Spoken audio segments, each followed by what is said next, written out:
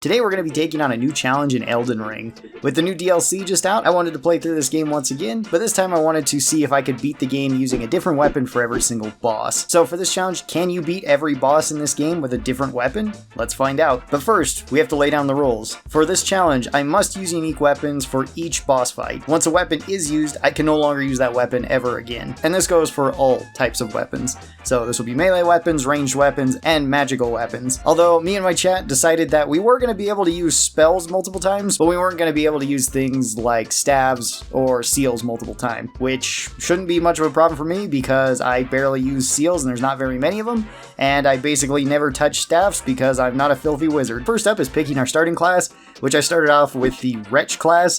I figured this one would be kind of the best because, well, we don't really have much and we only have one weapon, so our choices should just be that, as well as for all of these weapons we're going to have different stat investments, which means that my character's going to kind of be all over the place and be decent at everything and probably not good at anything. So starting off day one of the stream, I immediately ran to the Godric soldier and we decided to fight him first with our club, since that was the only weapon we had and we didn't get lucky enough to get any drops into the very early game.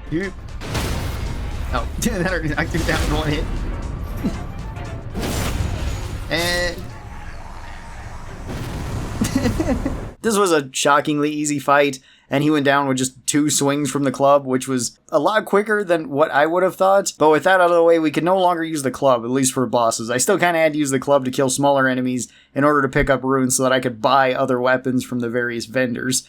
Since I didn't have very many runes, the very first thing I bought was a short bow, and then I immediately went into the next dungeon after spending all of my runes on arrows. We then fought the Watchdog in this dungeon, and managed to kill him with extreme ease thanks to this bow. That marks 2 weapons off that we can no longer use. I then thought it would be kind of funny if I could just potentially use a shield to beat the demi-humans in the fight down here, as well as a summon. Summons are also only going to be able to use once throughout this playthrough, so I can't use them multiple times either. So I just started to summon forth my army of the undead, and also the guy that usually spawns here. This is where I kind of hit my first roadblock, because it turned out that I couldn't really shield bash these guys to death. That wasn't really working all that well. This fight actually took me multiple tries until I got enough souls that I could take it on with the broadsword. And with these 2 failed, that means the broadsword and my wandering nobles are no longer allowed into this challenge. I then was abducted and thrown into Caelid. I wandered around there for a while collecting what little things that I could. Actually got a full set of armor because for the longest time I was just wearing a shirt and I had no pants on. And then decided to fight this old man in a boat with a knife. This would mark down the dagger. This fight took me a lot longer than I thought it would. But we managed to beat it. And we managed to buy some more weapons from the other traveling merchants. Traveling merchants throughout this run turned out to be really useful because they almost always have at least 1 or 2 weapons on them, whatever those 1 or 2 weapons may be. And with this challenge run, I really want to get the weakest weapons out of the way first, so that I'm not having to use those against stronger bosses. I want to save the stronger weapons for them. Up next was the Stone Digger Troll in Limgrave's tunnels. This one I decided to take on with the short sword. And let me tell you now, I'm not the biggest fan of the short sword. It's a decent weapon, but it's really not one of my favorites. I would say it's better than like torches and better than some of the weapons I'm going to be using throughout this run, but still not a huge favorite of mine. Anyway, down goes the troll and we get the Roar Medallion from him, which is pretty awesome. I got the short sword as well as quite a few other weapons from the crones at the Round Keep Hall. That's where I was able to get this, the scimitar, the axe, the spear, the mace. I think I was able to buy just about everything I wanted from there besides like the knight armor. And then I went to take on the Bloodhound Knight in Limgrave with the short spear. And this one was another kind of iffy fight for me. So far I haven't upgraded any of my weapons, and I don't really plan to right away. I will need a weapon to actually wander around with and kill regular enemies with. For the first part of this run I was just using the Lordsworn Greatsword, which is fine enough for the most part, but that will have to be swapped out eventually, and I am going to need to upgrade those weapons. Luckily you get plenty of smithing stones throughout this game, so that shouldn't be too much of an issue. Back to the fight with the Bloodhound. As you can see, I'm kind of getting the crap kicked out of me. The short spear is not something I'm super familiar with, and sometimes the attacks just go right over the Bloodhound Knight's head, which is not really the best if you're trying to kill him, but with a little bit more patience, we do manage to beat him. I screwed up the footage here, and this is actually the Rune Bears area, which we just fought him with the halberd. On to our second ever jail with the Warrior of Zamor. This is also found in the Weeping Peninsula, and I decided to use the battle axe to try to fight him. I'm always kind of surprised by the actual reach of the battle axes. They don't always have the most, but they tend to do pretty good damage, and they do have high poise damage. I got beat up pretty bad in this fight multiple times. Didn't think he'd turn there. Until I remembered that Wild Strikes was a thing, and he went down incredibly fast. Yeah, that Ash is pretty crazy on a lot of the bosses in this game. After this, I decided to try my luck against the Night Cavalry in the Weeping Peninsula in order to get him unlocked, just like all the Night Cavalries and the Deathbirds. You do have to wait until night, but this one is probably one of the weaker ones. He mostly just rides around his horse and tries to hit you with his flail. Now, his flail does have bleed on it, which is important for us because we're going to be using that as a weapon later on, but it is fairly easy once you get the pattern down of these guys to just keep dodging them and then either hit them or their horse or both of them until they go down. For this, I used the mace because this was something that I could use.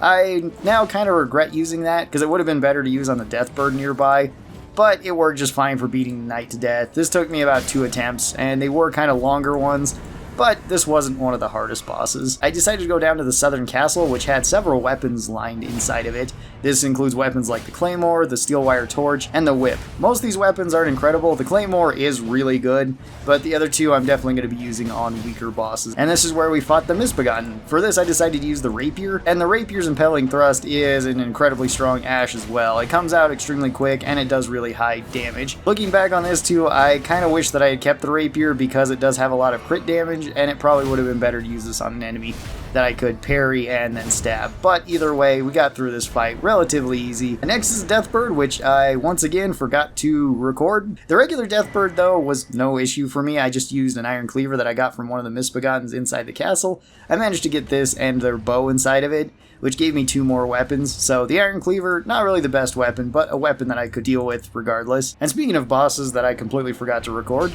this one I didn't even record the ending of it for some odd reason. The Beastman of Farum that you can find in Limgrave. We did manage to beat him with just a torch because that's all I could afford at the time, and I really didn't want to be using good weapons on him. So that weapon is also used up. Moving further into the Weeping Peninsula, we decided to fight the Misbegotten at the bottom of a mine. This one is where I decided to use just a shield to try to beat this enemy. Shields can be used as weapons, but they do come with some obvious downsides. One is that their light and heavy attacks are very short range. They also have a decent amount of wind up on each of those swings. And on top of that, they have no sort of riposte damage, so if you knock an enemy down, which is fairly easy to do with the shields, they actually do have good poise damage. They don't really have any way to capitalize on it besides just a heavy attack or a jumping R2, which is decent, but it's by no means the best. We did manage to beat this Misbegotten to death with a brass shield that I got from one of the Godric soldiers without too much trouble, though. The shield is really good for defending, and this is one of the best medium shields. I might have wanted to save this one for a slightly harder boss, but either way, we managed to beat this guy to death just with a shield and get the Rusty Anchor, which will be another pretty good weapon. And oh boy, up next, another bad weapon that we're going to be using, the Steel Wire Torch that we managed to pick up at the bottom of the Weeping Peninsula. So we got this from the castle, and torches are kind of janky to use as well. They do have some advantages where they're always fire damage, which is good since we're going to be fighting the first Erdtree avatar of like 20 that we're going to be fighting. And yes, all the Erdtrees do not count as repeating enemies, so I can't just use the same weapon against all of them. I will have to use different weapons against each of them, at least the ones that do count as bosses. Main reason why I chose the torch for this fight is because it does fire damage, and these guys are weak to fire. Since we fight these guys all throughout the game, it's pretty easy to get their attack patterns down and find the openings to hit them with the torch. I completely forgot about the torch ash for this one though, which would have actually come in handy in a couple instances, since you kind of just breathe fire directly in front of you. Either way, this was definitely one of the easier fights, and this is probably what I'm going to be saving like some of my other torches for, assuming I need to use them for other bosses. By this point, I had also settled on using the Zweihander as my general purpose weapon. I bought this from the merchant down at the south of the Weeping Peninsula. On to our next boss, we have the Shade of the Weeping Peninsula, which this one, these guys have really low HP, but they can cause bleed and they can do pretty decent damage and damage per second. I decided once again to use another shield in order to fight them, and this one was probably my most difficult match that I had, where the shield does do okay damage to him, as you can see, but I can't take a whole lot of hits yet. I don't have tons of vigor, nor do I have great healing at the moment. Some of these fights, like the Shades, I've never really had many issues with on regular characters, but doing challenge runs like this does make certain bosses like this a lot more difficult, which is kind of cool.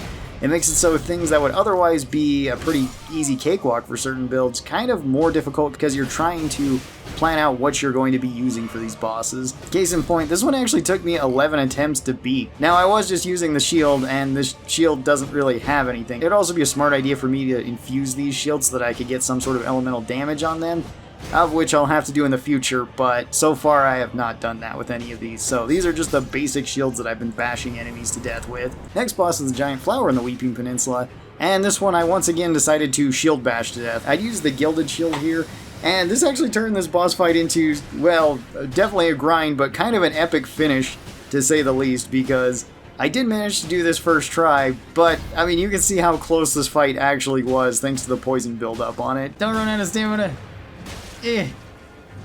Yes! And then I die! It's kind of funny to turn fights like this that would otherwise be incredibly easy, even more so if I had saved one of the torches for this boss, into something that is kind of a grind and is somewhat challenging. My first day had then come to an end after beating the watchdog with the imps in the Weeping Peninsula. Beating all of the bosses in the Weeping Peninsula, I used the whip for this one. I once again forgot to get footage for this, so I do apologize for that. You're going to have to use your imagination. It was not super interesting, though. But this left me with a total of, I believe, 17 bosses beaten in our very first day. And that got me ready for day 2. With day 1 of our Elden Ring run completed, we moved on to day 2 of the Elden Ring stream. And this day, my OBS decided to freak out for some reason. So the first part of this is in very low quality overall. And I'm just going to quickly rush through the bosses that we fought here, because I really don't like looking at this. First up, we fought the Demi-Human Queen in the Weeping Peninsula. I had actually forgotten about this boss. We had used the Misbegotten Bow that I had found inside the castle. We then ran to Caelid to fight the giant dragon, which I am going to count for a boss on this run. I used the fork hatchet that the imps have on this, so that I could stack the bleed up really quick. Got a bunch of runes so that I could actually put these into other points, so I managed to have some strength, some dex, and a decent amount of vigor on this build, as well as a little bit of faith and a little bit of intelligence. We then ran over to the Mad Pumpkin Head. I used the Iron Round Shield for this, and this fight actually was pretty easy, so beat him first try with this build. Ran over to the merchant that was selling the hand axe, grabbed this, and ran back to fight the Flying Dragon Angeal, and beat this one first try as well. Then moved on to the Knight Cavalry in Limgrave, and proceeded to fight them with the Sacred Axe that I had gotten from the Deathbird down in the Weeping Peninsula. Beat this one also first try. At this point our build was actually working quite well, and then I decided to fight Patches with the Riveted Wooden Shield. At this point I realized that my OBS was messing up, so I switched over to a better way to record this. And with that we move on to our actual first fight that doesn't look like garbage, and that is with the Duelist in Limgrave. So the Duelist was another boss that I decided to shield bash. I decided to shield bash quite a few bosses this day. This one I decided to use the Horsecrest Wooden Shield. This is a medium shield that actually does pretty good damage. Again, on this run I found that the shields were actually doing quite well against most of the bosses. They do good stagger damage, and you can upgrade them the same way that you would a normal weapon, as well as you can actually put modifiers on them. I still haven't done that with any of the shields in this run, mostly because I didn't need to, but this guy attacks pretty slow, and it's fairly easy to do guard counters on him, so he was fairly easy to beat. After that, we took on the Golem in Limgrave. Also decided to shield bash this enemy. For this one I decided to use the blue gold kite shield, and even though a lot of these shields are basically the same, they are technically different in name, so I can use them for this run, and we did get a lot of value out of the shields here. This one actually did take me a while to beat down the Golem, but I was never really in any danger of anything that he could do. Even when he did throw rocks at me, a lot of the time they just went right over my head. After this we moved to the Tree Sentinel at the very start of the game, and for this I decided to take him on with the Scimitar. I figured I could use up one of my better weapons for him, and I really didn't want to try to shield bash him. This one actually did take a while to beat him down, and it just kind of goes to show how strong of a boss he can be if you want to take him on right at the start of the game, which I definitely don't recommend. He can do pretty high damage, but with him falling,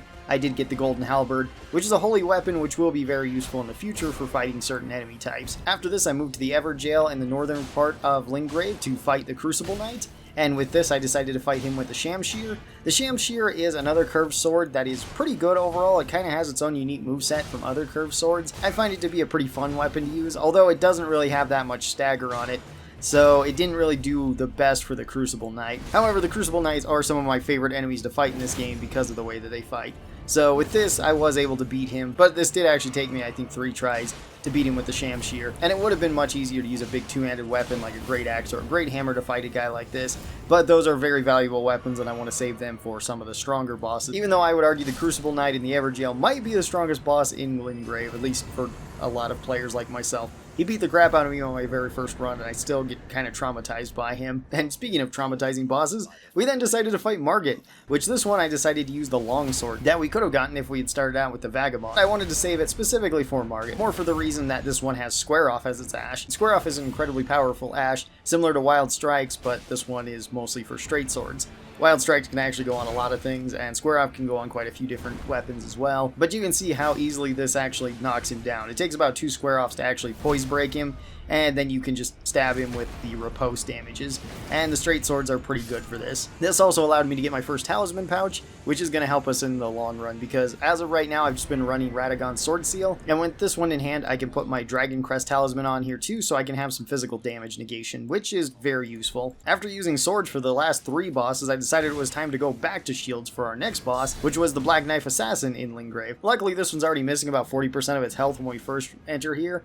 I just used the large leather shield that I also bought from a merchant, and this one was actually pretty easy to beat. A lot of their attacks actually go right past you and make it so guard countering is extremely easy on these guys. Beating this guy was actually no challenge whatsoever to our build, so that was pretty cool. I then decided to go to Godric's castle, where we fought the Grafted Scion in here. This one you may or may not want to count as an actual boss. I count it as a boss because some wikis count it as a boss, even though it doesn't actually have its own health bar. It's similar to the Demi-Human Queen that we fought at the start of this day, which you could also argue is not a boss because it doesn't have a main health bar. And with this, I once again decided to go with shield bashes. This time I took the wooden great shield and decided to beat this one to death. I did try to use some of the small shields against them, but too much of the damage was really coming through, so I switched over to the heavy shield, and this one does a lot more damage on hit, as well as it can just tank through a lot more damage whenever it does actually attack me. So beating it down became not much of a chore once I switched over to this shield. It just kind of took a little while. I decided to grab the Highland Axe after beating the Grafted Scion, and then I ran right to Godric to fight him with this. I also decided to put Wild Strikes on this, and this made it so I could beat down Godric pretty fast. Even though Godric is fairly tanky, he isn't the most difficult to dodge, and once you can get right up close and deal a lot of damage to him, you can actually kill him pretty quick. This one took me, I believe, 2 attempts to actually kill him, because the first one I just Wild Striked for far too long, and he was able just to burn me multiple times, and that killed me.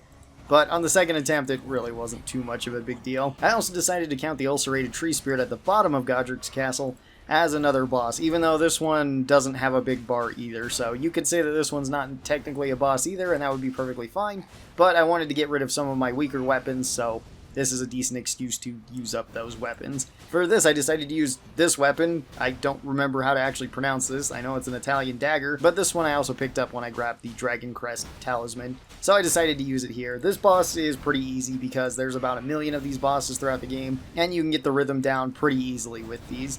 The only problem is sometimes when they have rot on them. And speaking of Ulcerated Tree Spirits, I then decided to go take on the second Ulcerated Tree Spirit in Limgrave. This one's at the very bottom of the graves that you actually start out in. And this one I decided to fight with the Beast Repelling Torch. And this was actually even easier than when I killed it with the dagger. Even though the dagger wasn't bad, the extra fire damage that this one had made it so it was actually quite strong. The dagger still could have technically been better than this though, since it actually has a riposte damage, even though I think it's the weakest out of any of the daggers. It's still better than the torch, which has no riposte damage. Once again, believing that I killed all the bosses in an area, which turned out to be untrue. I still have another Deathbird here to fight, and a Bell-Bearing Hunter that I gotta fight too, but that'll be for day 3. I then moved on to Rea Lucaria, where then I decided to fight the Clear Rot Knight in a cave nearby. The Clean Rot Knight is actually not that difficult of an enemy. They tend to block pretty often, but their attacks don't really do all that much damage, so I once again decided to fight them with a shield. This time I used the Hawk Crest wooden shield to fight this enemy, and this one took me multiple attempts. I think this one actually took the most attempts of day 2.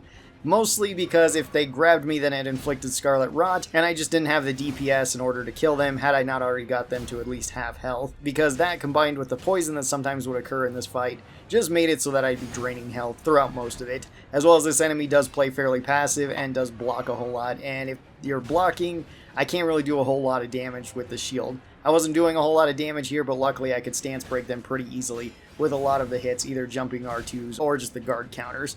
This enemy did fall, but it took me about 7 attempts to actually beat the Clean Rot Knight here. So I can use some of my better weapons for day 3. Back into some more Elden Ring for day 3. And first up, I gotta go take care of those 2 that we left off in Limgrave. The Deathbirds, at least in the early game, really aren't that bad. I think they're actually a decently designed enemy, as weird as that is to say, because they're probably one of my least favorite enemies. More so when they have the blue fire on them. When they're like this, it's not such a big deal. For this fight, I decided to use the Warhawk's Talon. This one I picked up when I was in Godric's Castle, so I figured it would be okay to use it here. I know it's not really one of the greatest straight swords, and that's kind of why I wanted to get it out of the way, even though it was still a straight sword. Straight swords are generally pretty good. This boss only took me one attempt, so we quickly beat him and then moved on to our second boss and our final boss inside of Limgrave, which is the Bell-Bearing Hunter, which I always forget about these guys. In order to get this one to spawn, you do need to buy at least one ash from Bernal, then you can rest and fight him. For this, I decided to use the parry dagger that I bought from Patches earlier, and this one actually worked surprisingly well. I knew already ahead of time that parry works incredibly well against the Bell-Bearing Hunters, and it's a very fun way to fight these guys, so if you're struggling with these, try out parry builds with them. It is going to be easier if you parry with the buckler, or if you have the golden parry unlocked, but you can do it with the small shields that have parry, or something like the parry dagger here. You only need to parry these guys twice, then you stance break them, and then you can stab them. The parry dagger also has increased crit damage, so it actually is pretty good on these shanking damages. Surprisingly, I actually took down this Bell-Bearing Hunter with one try. Usually the Bell-Bearing Hunters give me some of the most trouble out of any of the bosses in this game, and with that I also got the Bone Bell-Bearing, so then I can buy various bone items from the crones, which could come in handy if I need to use those to make them into daggers, or if I need to make them into bolts or arrows later on down the road. Next up, we decided to go to the underground area just below Limgrave because I hadn't went there yet, and we decided to fight the Dragonkin Soldier. For this, I decided to use the Pole Torch, which is actually not a torch, it is a spear, even though it does have fire damage on it.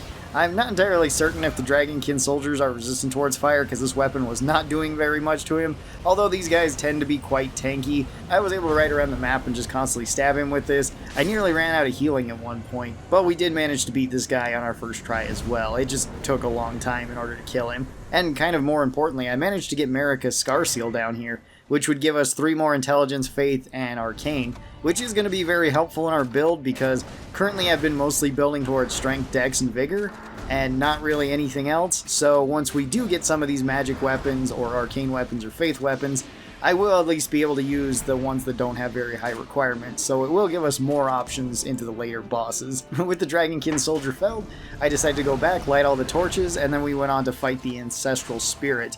This is one of 2 bosses that's down in this underground area. There are a couple underground areas that we will need to go to, but for this boss I decided to use the light crossbow in order to fight it. This was kind of a good and a bad idea. This fight took me forever to kill it, and it took me a ton of bolts. I actually went through about 130 bolts in order to kill this thing, largely because I was missing a lot of the shots, and again, this crossbow as well as any of my weapons up to this point have not been upgraded.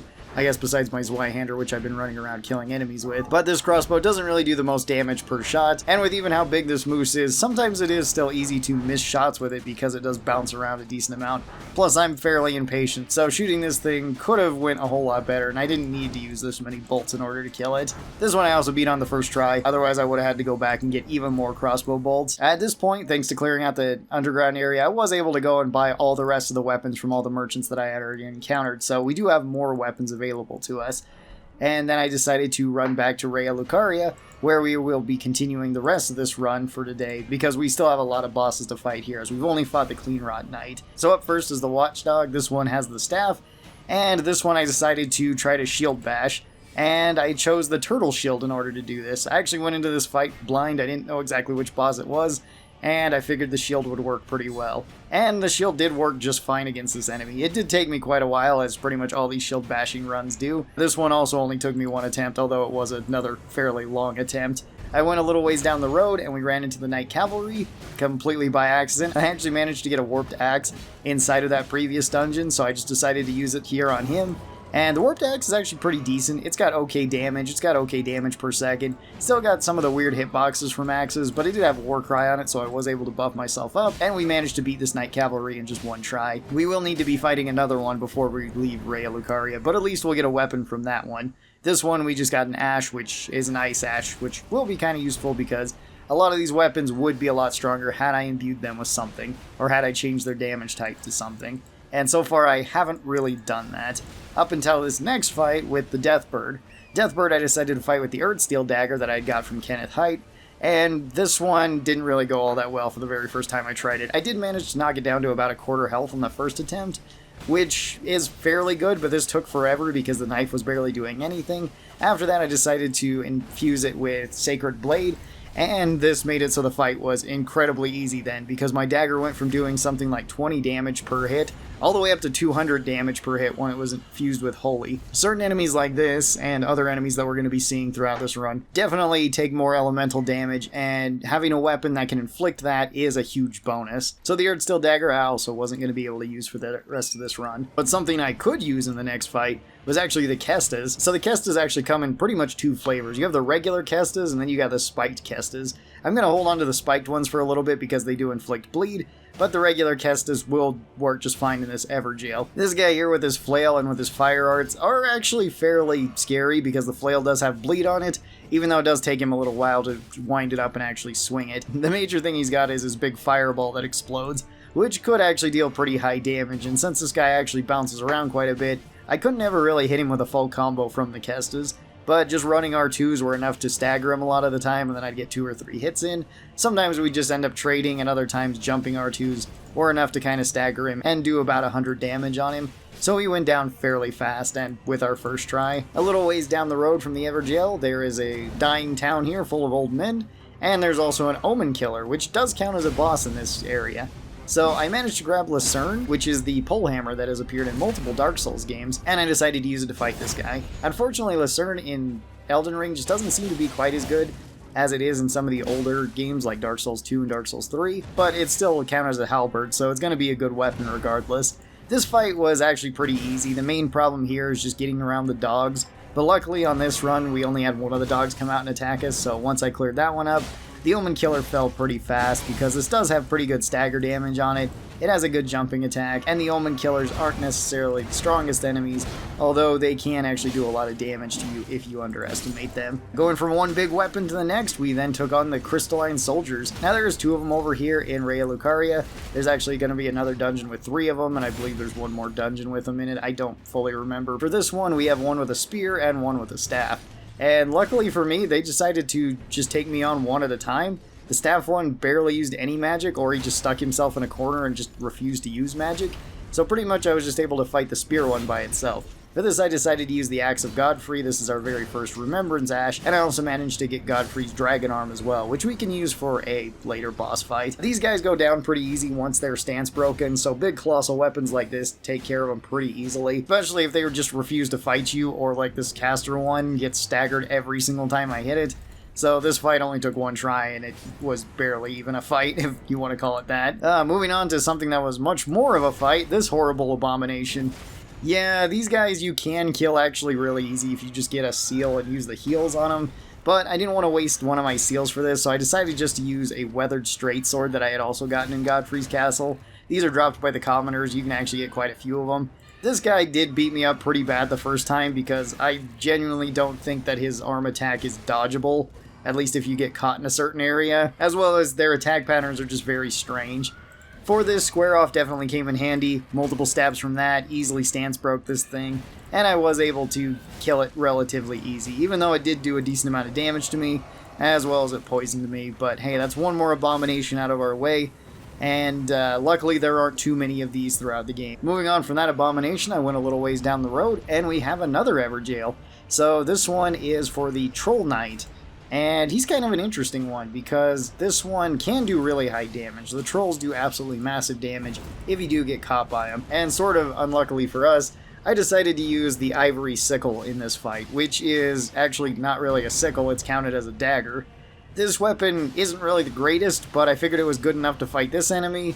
This enemy did take me a very long time in order to kill him, and we did completely run out of healing during this fight, but in the end we were able to fell the giant. And we were able to even take his spell, which might come in handy in the future. Up next, another big old Erdtree. Well, you know how these ones fight. There's about 1 million of them in the game, and they all more or less fight the same. These ones aren't really scary unless they have the Scarlet Rod on them. Most of their attacks are pretty easy to dodge out of the way of, unless you're like me here and getting hit by them quite often because I kept going for the mighty shots from the bow. For this, I decided to use the longbow that you can buy from the crones, and I used up my fire arrows, as well as I managed to kill it with my last normal arrow. So the longbow was also ticked off of the weapons that we could use. After dealing with the tree, I decided to fight a snail because that seems like a step up. The snail here does summon up a Crucible Knight, and you can just completely ignore the Crucible Knight if you would like to.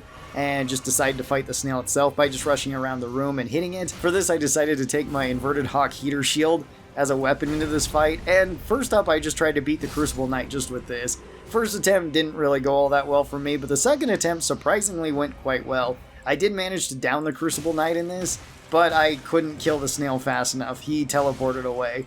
So after he summoned the second Crucible Knight, I just spent the entire match running around in circles until I could run over and hit the snail a couple of times with the shield. This fight honestly took me a very long time, but it wasn't particularly difficult. It just resulted in a lot of time consumption for this particular fight. So 2 fights here, and that goes down another shield that I can't use. Just 2 more fights for day 3. This one involves the Bloodhound Knight that we can fight down here. The Bloodhound Knight fights like all the other Bloodhound Knights, so a little bit weird and a little bit janky. He tends to jump around quite a bit. I decided to fight him with the Chattel this time, a curved sword that is kind of interesting. It actually goes around shields too, which is pretty cool. The spinning slash on it I honestly thought was better, but it's really not one of the greatest. But the weapon by itself is good enough to fight an enemy like this.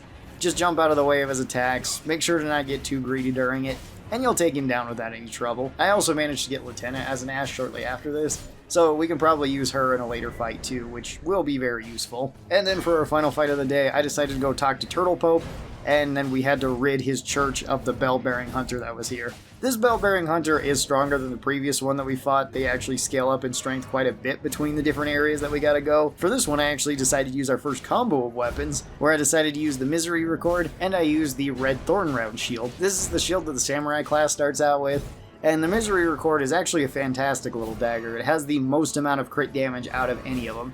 So I was once again just able to parry this guy and then stab him with the Misery Record. This did really high damage to him, although the regular slashes from the Misery Record were not doing very much.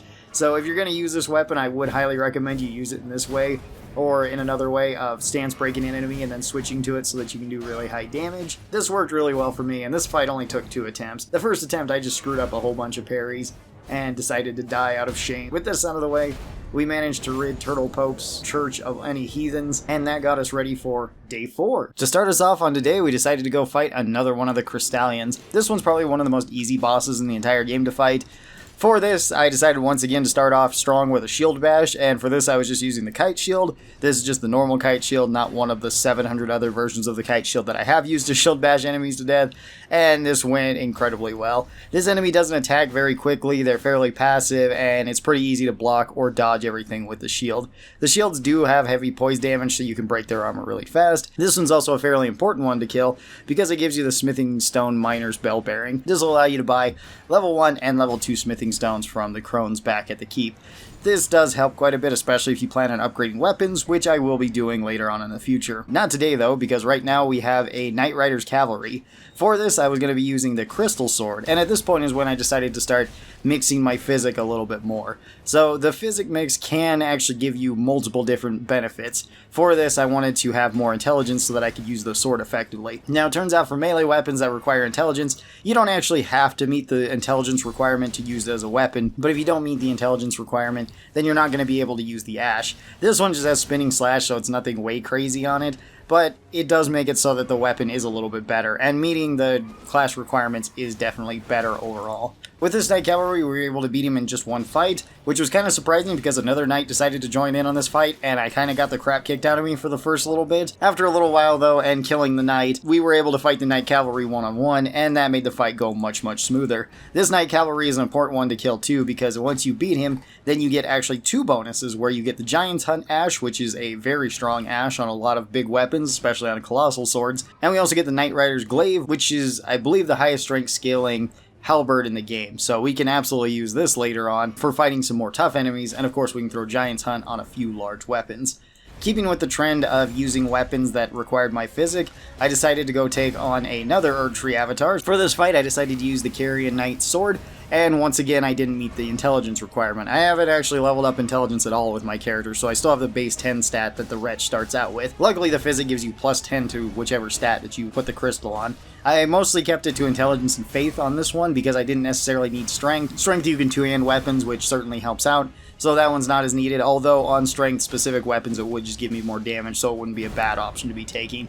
This one does have its own unique ash of the Carrion Grandeur, which is pretty cool, although just like all these ashes, I'm not super super used to using them. Typically I get used to using 1 or 2 ashes, and they're usually not weapon specific ashes, so I can kind of swap them in and out.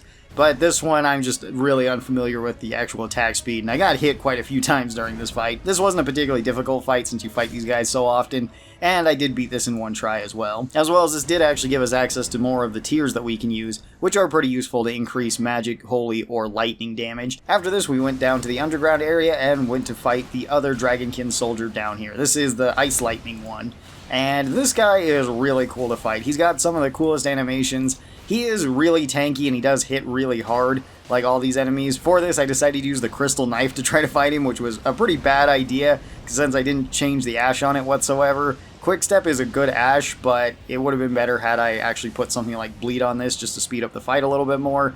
And with short weapons like the knives, it can be really hard to actually hit these guys, since their entire belt area doesn't count as a hitbox, but it can just hold you in place and you can stomped on really easy. This guy actually took me multiple attempts. I believe it took me about 4 attempts to actually beat him. Every attempt I did get fairly close to it, but eventually his lightning and the frostbite would just overwhelm me. This time we got him, and we got the ice lightning from him. We also managed to get the big glovewort from behind him as well, which will be useful for upgrading some of our summonses, which I plan on using sometime in the future since we've only really used one this playthrough. A little ways up the road from this encounter, at least once you get back to the surface, then there is a cave that actually has 2 bosses in it. One of them is a hidden boss, which is a black knife. That is the first one that we decided to fight. I did grab an axe from inside of this cave. This is Rose's axe. And this axe is kind of cool because this one has its own very unique ash. This is another weapon that I actually couldn't wield because I didn't have the faith requirement. Once again, the physic came in handy here so that I could actually wield it. The crystal knife I used previously, I was actually able to wield normally because that one has very low requirements. This one requires something like 18 faith, and I don't quite have that yet. This axe made it so the black knife fight went pretty well. I was kind of surprised that I didn't stagger the black knife any more than what I really thought I would, since axes tend to have pretty good stagger on them. They tend to break stances pretty quick, and this one also has its own unique ash where you can summon up skeleton warriors in order to finish off your foe, which is exactly what I did for this fight. That can actually get you a lot of damage, and it's particularly good against really large enemies. Against fast-moving enemies like this one, not as much, but either way, the axe was used up, and then we didn't have to worry about the stat requirements for it. Since there was a second boss inside this cave, we decided to take that one on, which is another cemetery shade. Now for this, I decided to once again use our faith physic so that we could actually use a weapon. And for this, I decided to use the grafted dragon. This is Godric's dragon arm. And this made this fight incredibly easy. This is probably the fastest fight that I've had. This weapon is unupgraded, and all I did was just use the ash twice, and that was it. That did way more than enough to kill the cemetery shade and the skeletons in the area, so this was an incredibly easy fight to get through. After this, I decided that I actually wanted to go to the Academy of Lucaria, because that does actually have quite a few items in it that can be useful, especially for sorcery builds, even though I largely wasn't going to be going with sorcery. Before that, though, I needed to get the key from this dragon here, and for this I decided to use a bow against the dragon, because I did remember that bows were quite good against dragons, at least great bows were. This was just a regular bow. This was the composite bow, and this one took a very long time to kill this dragon. It was a very easy fight. I never really was in danger of anything, but I did go through all 99 of my regular arrows and about 30 of my Dwemer arrows, which did less damage to him, I'm assuming because they're magic and he probably has some magic resistance. This is a magic fire-breathing dragon. Headshots here I figured would do more damage. They were actually only doing about 10 to 15 more damage when I was actually hitting him in the head as opposed to the body, which I was a little bit surprised by. I thought we would do a little bit more damage than that. Maybe it's just things like great bows do a lot more damage when you're hitting headshots. And funny enough, this actually takes us through half of our light bows, where I've already used the short bow, the composite bow, and the misbegotten bow. So there's only 3 more that I can use, and one of them is a DLC bow. The dragon fight also only took 1 attempt, but it was a very long attempt that lasted something like 12 minutes in total, just wandering around shooting this thing until it eventually died. At the bottom of Lucaria, there is one of these abductors, and you do need to actually be abducted by the one down in Lucaria in order to fight this next hidden boss, which is 2 of them at the Volcano Manor. This is probably one of my least favorite fights in this game, because these guys are very tanky, they have very wonky hitboxes, they have very weird attack patterns. I've never really gotten these guys down, and I get beat up by them every time. I was hoping that I had a lightning ash that I could throw onto this pipe that I decided to use to fight them. I didn't have that. I did try lightning grease in the first round, and it did do really well, but I just decided to not have that and instead just have something like impaling thrust on my pike. That made it so I could just keep stabbing them whenever they opened up. I played this pretty patiently and eventually beat them. This one took me about 5 or 6 tries though in order to beat these guys, because they do not stagger, they do a lot of damage, and they hit really fast, and they also hit fairly hard. Luckily, this does give me a candlestick that I can use, which has bleed on it, so that's kind of a nice consolation prize. And then we teleported right back to Raya Lucaria Academy, because there was still 2 more bosses in here that we needed to fight. One of them, this one, is the Red Wolf of Radahn. For this I decided to use the Tree Spear. This is another weapon that I found just wandering around in the area. It can be found on the back of a crashed carriage, like a lot of weapons in this game. This weapon, once again, I actually didn't have the requirements to use, so I had to pop my physic, and that made it so I had enough faith in order to wield this. I decided to use the ash of this right away, which is called Sacred Order. This imbues our weapon with holy damage, which honestly doesn't really help us that much against this wolf because it doesn't take that much increased damage, but it is still a little bit of a buff. The wolf does do really high damage, as well as he can spam out spells, which can be sometimes really hard to dodge or basically impossible to dodge depending on the distance that he's attacking. But the good news is that he does take a lot of damage in return, so we were able to just trade with him until we eventually won this fight. This fight didn't take very long, and this was a first attempt victory. Rennala is an interesting mid-game boss because she can do a ton of damage, and she is a 2-phase boss fight, and a full phase 2 boss fight where she does have 2 health bars. The first phase is incredibly easy. For this I decided to use the grafted blade that we had gotten down on the Weeping Peninsula. I did have to switch off some of my gear because this thing is absurdly heavy, and I just don't have the endurance to actually wear full armor with this. So her first phase just involves you running around and beating her children that are glowing. You have to kill 3 of these children, and then she'll fall down out of her bubble, which will allow you to deal damage to her. This is the only way that she is actually vulnerable. After a little while, she will explode, go back into her bubble, assuming that you don't kill her in one round, and then you have to repeat the process as many times as it takes until she goes to Phase 2. Phase 2 is where she is quite a bit stronger, because this is where she actually has all of her magic, and she does like to use it as well. She can spam out these spells and stack these spells along with her summons as well. Weirdly enough though, this time she didn't summon at all in either of these fights. It did actually take me 2 fights to beat her, because in the first one she just stacked the stars on top of one another and I died instantly. I figured I could tank through them. I could not tank through 2 waves of stars. That was just too much damage for me. But the second time that I fought her went incredibly straightforward, where I just plowed forward, just swinging this giant sword into her, staggering her with every hit, knocking her down multiple times, and then just performing the riposte on her. This made it so that both the fight that I won and the fight that I lost ended very abruptly. I also decided to use the ash from this weapon, which is called Oath of Vengeance.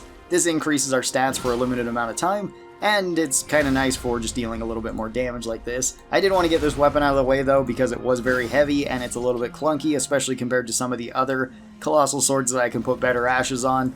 This one is not really one of my favorites, but it got the job done because I just needed something big and heavy to hit her with. It made it so that I could also respec whenever I'd like, so long as I have larval tears, which will be really handy in this run because we are probably going to have to change up our character a couple of times, especially into the later game where we want to get our character more focused and less all over the place so that we can kind of use specific weapons for specific bosses. We've got another boss in Loretta, and Loretta is a pretty interesting boss. She kind of fights like the Knight Cavalry, but she has her own attacks, as well as she likes to mix in spells. This boss can actually give you quite a bit of trouble, especially if you're doing more of a casting build, because she likes to rush you if you're trying to cast, as well as her spells can actually do a pretty good amount of damage. Inside of her area, I did manage to get the Sword of Night and Flame, which, once again, I did not have the requirements to use it. I had the Strength and Dex, but I didn't have the Faith and Intelligence to actually use it, so I had to change up my setup once again. I ended up wearing one of the helmets that gave me 6 more Intelligence, and then I still stacked the Physic on top of this for Intelligence and Faith, so I could actually use it and use the ash effectively. One thing to note about using the Physic in this way so that you can wield weapons effectively is that it only lingers for 3 minutes. So if the fight goes for a long time, you're gonna be dropping off on damage pretty hard, and that's exactly what happened to me in this fight. The fire from the ash of this attack is actually really powerful, as well as has good range, so it did pretty high damage to her to begin with. Unlucky for me though, I have no points into my mind, so I don't actually have enough FP to cast it more than twice. This fight was also rough for me because it did take me 2 tries in order to do this,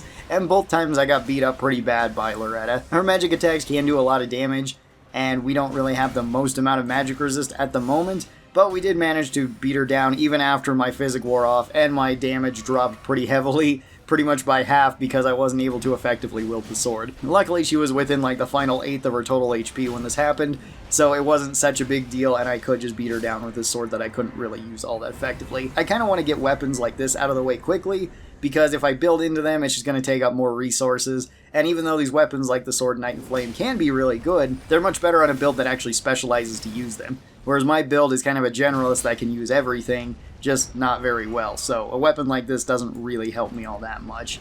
Traveling right outside this area, there is actually an Everjail where you can fight an Onyx Lord. These guys are pretty easy to beat. They don't have a whole lot of damage. They have very low defense. Anything that staggers them, you can just bully them with. They're one of the easiest bosses to beat, especially if you're using great weapons like great swords or great hammers, or great axes for that matter. So knowing this, I decided to take them on with another heater shield that I had.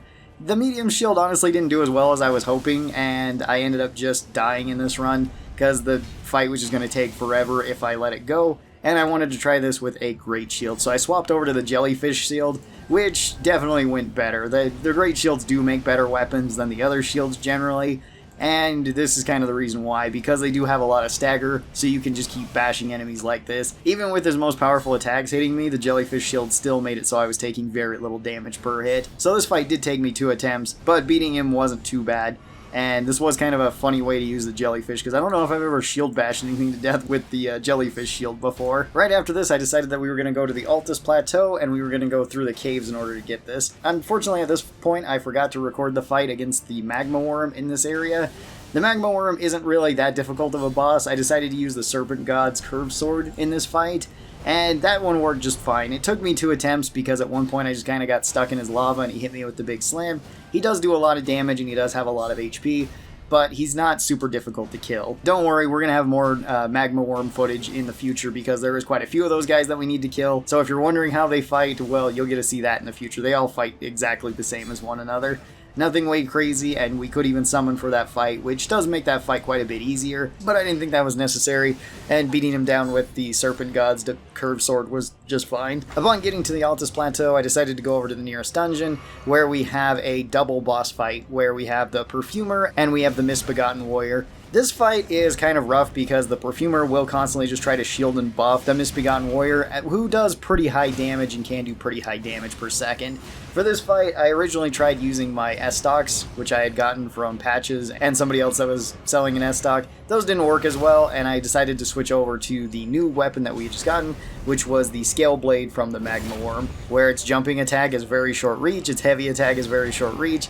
Light attacks are kind of spinny and don't come out as quickly as I would think that they would. It kind of makes sense for this being a curved greatsword, but even so, it's still not something that I'm super used to. This fight did actually take me multiple attempts because the warrior was able to kill me multiple times, and this was another weapon that I didn't need to use my physic for so that I could get more faith in order to wield it. After about 5 attempts, I did manage to beat both these. I just had to focus on the warrior first since the Perfumer kind of left me alone.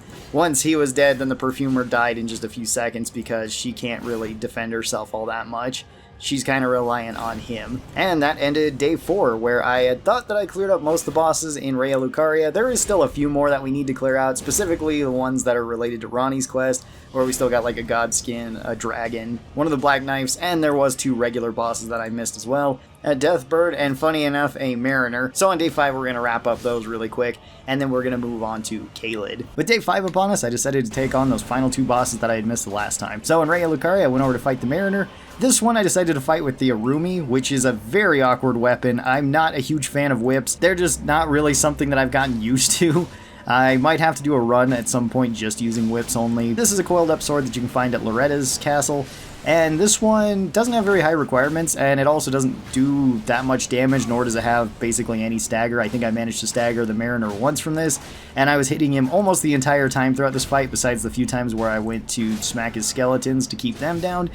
Just like all the Mariner fights, this one was not difficult at all. I beat it first try, and we got another death root from him, so that will get us one step closer to getting some other weapons in the future. Next was the Deathrite bird that can be found also in Raya Lucaria, just outside of the academy. This one's our very first Deathrite bird, which makes it so this one does have magic, and these things' magic is pretty annoying. However, holy damage is completely busted against these guys. I decided to take the brick hammer to fight this guy, and I holy infused it with the sacred blade. This one killed him in just a few seconds. As you can see, the damage from this hammer is really high. They're already weak to crushing damage from hammers, so this is a little bit overkill for a boss like this. I thought he'd be a little bit tougher since he was our first Deathrite bird, but it was nice to see that he died extremely fast, and this one also only took one try. Next up is sort of a boss, or at least half of a boss fight. This is the dragon that's floating around Ranni's place. So this dragon you can't really kill here at Ranni's place, or at least I haven't been able to kill it before it runs away. Maybe you can with a high enough damage build. Either way, I decided to use the Bastard Sword to fight this enemy, and this actually isn't going to count as using up the Bastard Sword since we didn't actually get to use it to kill the boss. We merely wounded the boss and it flew away. We will be fighting this boss later, but I will make sure to fight it with the Bastard Sword. So this one has yet to be checked off. And that does it for pretty much all the bosses that I could actually fight in Raya Lucaria at the moment. I still have to complete Ranni's quest in order to get access to a couple of the other bosses around there, which we'll be coming back to. So for now, this area is done and we're moving on to Caelid. And Caelid has a very strange mix of bosses, where in the first half of Caelid, the bosses generally aren't that difficult, but in the second half of Caelid, they're extremely difficult because the level range is so high between these enemies. First on our list of bosses to fight was this Magma Worm, and this is the Magma Worm that actually drops the Moonveil Katana, which is a very powerful weapon that we'll be using later on in our playthrough. For right now, I decided to fight this guy with our double S-Stocks. Dual-wielding S-Stocks was okay enough. Dual-wielding the straight swords is fine. I honestly don't like them as much as a shield that I've found so far, but they do decent damage and the riposte is pretty decent on them as well. The impaling thrust that comes with the S-Stock is also fine enough. This one, once again, only took me one fight. These guys are pretty easy so long as you don't get trapped behind their legs and trapped in the magma.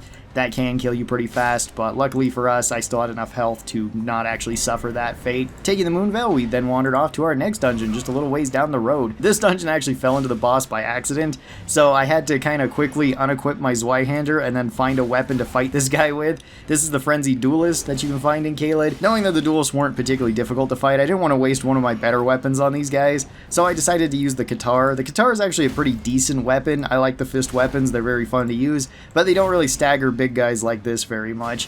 This one also had impaling thrust just like the S-Stock, so using that broke his stance pretty easily, and this one was also just a one attempt boss as well. Moving immediately from that boss to the next boss, we went a little ways north to the ruins and decided to fight the double pumpkin heads. For this I decided to use two of my Lord Sworn straight swords. I'd actually gotten 3 of these up to this point. You can find these just from any of the knights that are wandering around, so they're actually a fairly common drop, and it's a pretty decent straight sword. They have decent stats all the way around, as well as they have bonus crit damage for some odd reason.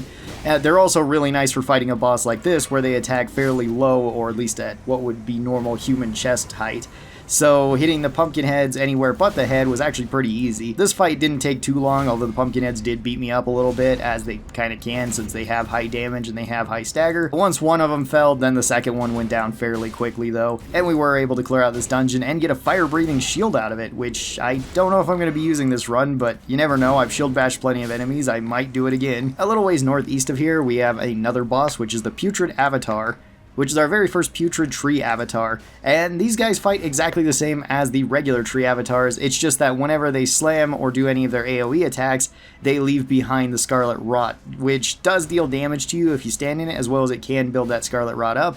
And if that gets built up on you, you're either going to need to cleanse it quickly, either with an item or with a spell. Otherwise, it's just going to eat through way too much of your health. For this fight, I decided to use the Great Epee, at least I think that's how you pronounce this.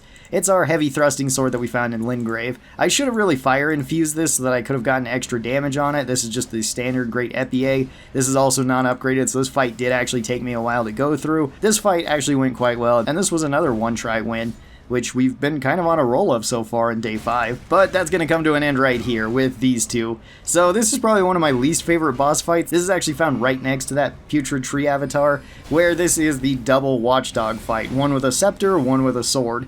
And the problem with fighting 2 of these guys in an enclosed space like this is that they really like to stagger their attacks, to where you can't actually dodge them sometimes, where they're just spaced out enough to where one of them is going to hit you, or they're going to chain hits into you, because you might not get staggered from one of their big hits, and this can deal a lot of DPS to you. For this, I used the Guardian Sword Spear, which I had actually gotten from one of the Guardians just outside of this area, right before fighting that Putrid Tree Avatar. This one, funny enough, is not a spear or a sword, it's actually a halberd, which I guess sort of makes sense as it's just a polearm in general. This one's an okay weapon. It's got Spinning Slash on it, which is really my favorite. Unfortunately for us, I didn't really have that much damage in this fight, and I got beat down pretty bad against these two, at least in our first round. I then decided to use the good old Crystal Darts technique, which this one does make it pretty easy. I'm also going to count these as weapons for this run. I still use the Guardian's Sword Spear in order to fight these guys, but if you don't know, you can actually use the Crystal Darts to just attack one of these. Once you attack one of these with so many darts, it will actually cause them to frenzy and attack the other nearby watchdog, which makes it so one of these two is going to die, and then it just becomes a 1v1 fight, which the guard dogs in the 1v1 fight are perfectly fine. So the tree spear was no problem here. I did use up all of our crystal darts here because we're not really going to be using them in the future. I'm going to be counting items that you use like this as weapons that you throw at enemies. Those ones make sense, especially since some of the fights can be made much easier by using consumables in this way. It would also make it so pretty much any of my shield runs could be a whole lot easier if I just equip things like throwing daggers or kukris on here so that I could just keep tossing them at enemies. After this, we headed south into Caelid to fight this big old dragon. Now, this dragon can be found right outside of the Dragon Communion, and this one is a rotten dragon. So it can apply Scarlet Rot to you, and it applies Scarlet Rot in a big area. Just like all the dragons, this one has a ton of HP. It does really high damage, but unlike a lot of the dragons, this one is incredibly weak to fire. So knowing that, I decided to fire infuse my hook claws. I found these at Godric's castle, and this fight actually went surprisingly well. The fire damage was doing pretty good damage and pretty good damage per second. Even though claws on horseback aren't really the best because you have to get so close to use them, you can spam them out pretty quickly, and proccing bleed made it so that I could deal some pretty high damage chunks to this dragon. One thing you don't want to have happen to you in this fight is get Scarlet Rot, which unfortunately happened to me. However, this was at the final 1/8 of the dragon's health, and I barely drank any of my healing flasks, so I wasn't really too concerned about this, since a lot of its attacks didn't manage to hit me, and I procced our last bleed, killing the dragon, getting its heart as well as its unique spell. And that marks the hook claws off of our weapons that we can use. There's a dungeon nearby, and that was the next place we were going to go, and in this dungeon, our boss is a Cemetery Shade once again. Cemetery Shades do have high damage and bleed, as well as for this particular boss fight, I actually had Scarlet Rot build up before the fight even began. So I died the first try on this one, mostly to the Scarlet Rot build up. I used my Ice Rind Hatchet for this. This is an ice axe that we found in Rhea Lucaria, and this one worked perfectly fine. Unfortunately, I never got to actually proc Frost on him, so this would have been better with a regular axe. With the axes also having short reach, I couldn't really combo him. My combo was generally just a running R2, which did eventually take him down, but this one was another boss that took me 2 attempts to beat. That Scarlet Rot build-up can really be a killer. After this, I went down to Radahn's castle. I was wondering if I could actually fight the Crucible Knight and the Misbegotten Warrior here. Unfortunately, I can't at this moment. I will have to come back to this later because this boss fight is either before or after the festival, so this should be available shortly afterwards, and I completely forgot about today to actually do that fight. So up next is Radahn, and Radahn is a pretty tough boss, although this one is one of my absolute favorite bosses to fight in this game because of the way that you do fight him, where you summon up all your guys, run up the beach, and decide to fight him. Unfortunately for us, I forgot how hard Radahn actually hits. And also, unfortunately for us, I'm still running Radagon's Source Seal because I need it to wear my armor as well as wield certain weapons. So I can't really get rid of it at this moment, and it's causing us a lot of damage buildup, which did give me quite a few problems and quite a few restarts against Radahn. I had to fight Radahn about 5 times in order to actually beat him. For this fight, I went with the Dragon Halberd. This is a weapon that we got in the Underground from one of the Dragonkin soldiers. This one's a pretty cool weapon. This one has the standard Halberd attack set, so it has some slashes, but it mostly does stabs, and it also has its own unique Ash, where it does have spinning slash like a lot of weapons, but if you use it with this particular weapon, it then electrifies your weapon, and it also puts ice on it, meaning that I could actually frostbite Radahn, which in our final fight I was actually able to do relatively fast. I never end up dying to his Comet attack, which is good because I almost always die to that thing at least a couple of times whenever I fight Radahn, and luckily for us, Blight actually survived the entire fight too. So this made it so the fight was much quicker than it otherwise would be. And with Radahn down, we could actually use his armor as well as get one or both of his weapons in the future, where his swords are pretty strong, but they do have higher requirements. His bow is also quite strong, but also has high requirements. We might want to save that for one of the bigger dragons later on, and his armor is going to help us a lot because it does get us over that 50 poise, which is very important so that we don't get staggered by so many enemies. Unfortunately, though, I didn't really have any souls from this because I ended up spending them all, and we ended up going to the dungeon nearby in Radahn's area. This dungeon is scaled up pretty significantly from the previous dungeons that we had been in, because in this area we're actually fighting enemies that drop us anywhere between 1 to 3k runes. So we're getting decent runes, and this is actually an okay place to farm if you would like to, as well as there is a boss for us to fight down here. This is our very first of the Putrid Tree Spirits, which also makes it so this enemy has Scarlet Rot on it. You can also build up Scarlet Rot in this particular dungeon. For this fight, I wanted to go with one of the fist weapons, so I decided to go with the spiked Kestas. This would give us bleed on each of our attacks, as well as I infused this with Flame Strike, so that we could have fire on top of this, as well as Flame Strike's just a really strong ash against most enemies, since it has really high stagger, and it can also pretty much true combo into your heavy attack. So you want to use this, then light your weapon on fire with the heavy, do really high poise damage, and then I was able just to punch this. Since this also has bleed, I was able to build that up and proc bleed multiple times during this fight. Unfortunately for me, I didn't win the very first fight. The very first fight ended up with me getting double tapped with Scarlet Rot and taking a huge amount of damage, which ended up killing us. The second fight I was much more patient and only nearly died a few times in this fight. Being able to punch this dragon to death felt pretty satisfying. It was very, very noticeable though when my Flame Strike completely wore out to where I had no FP that I could cast it, and my Spiked Kestis was doing about a third the damage that it was previously.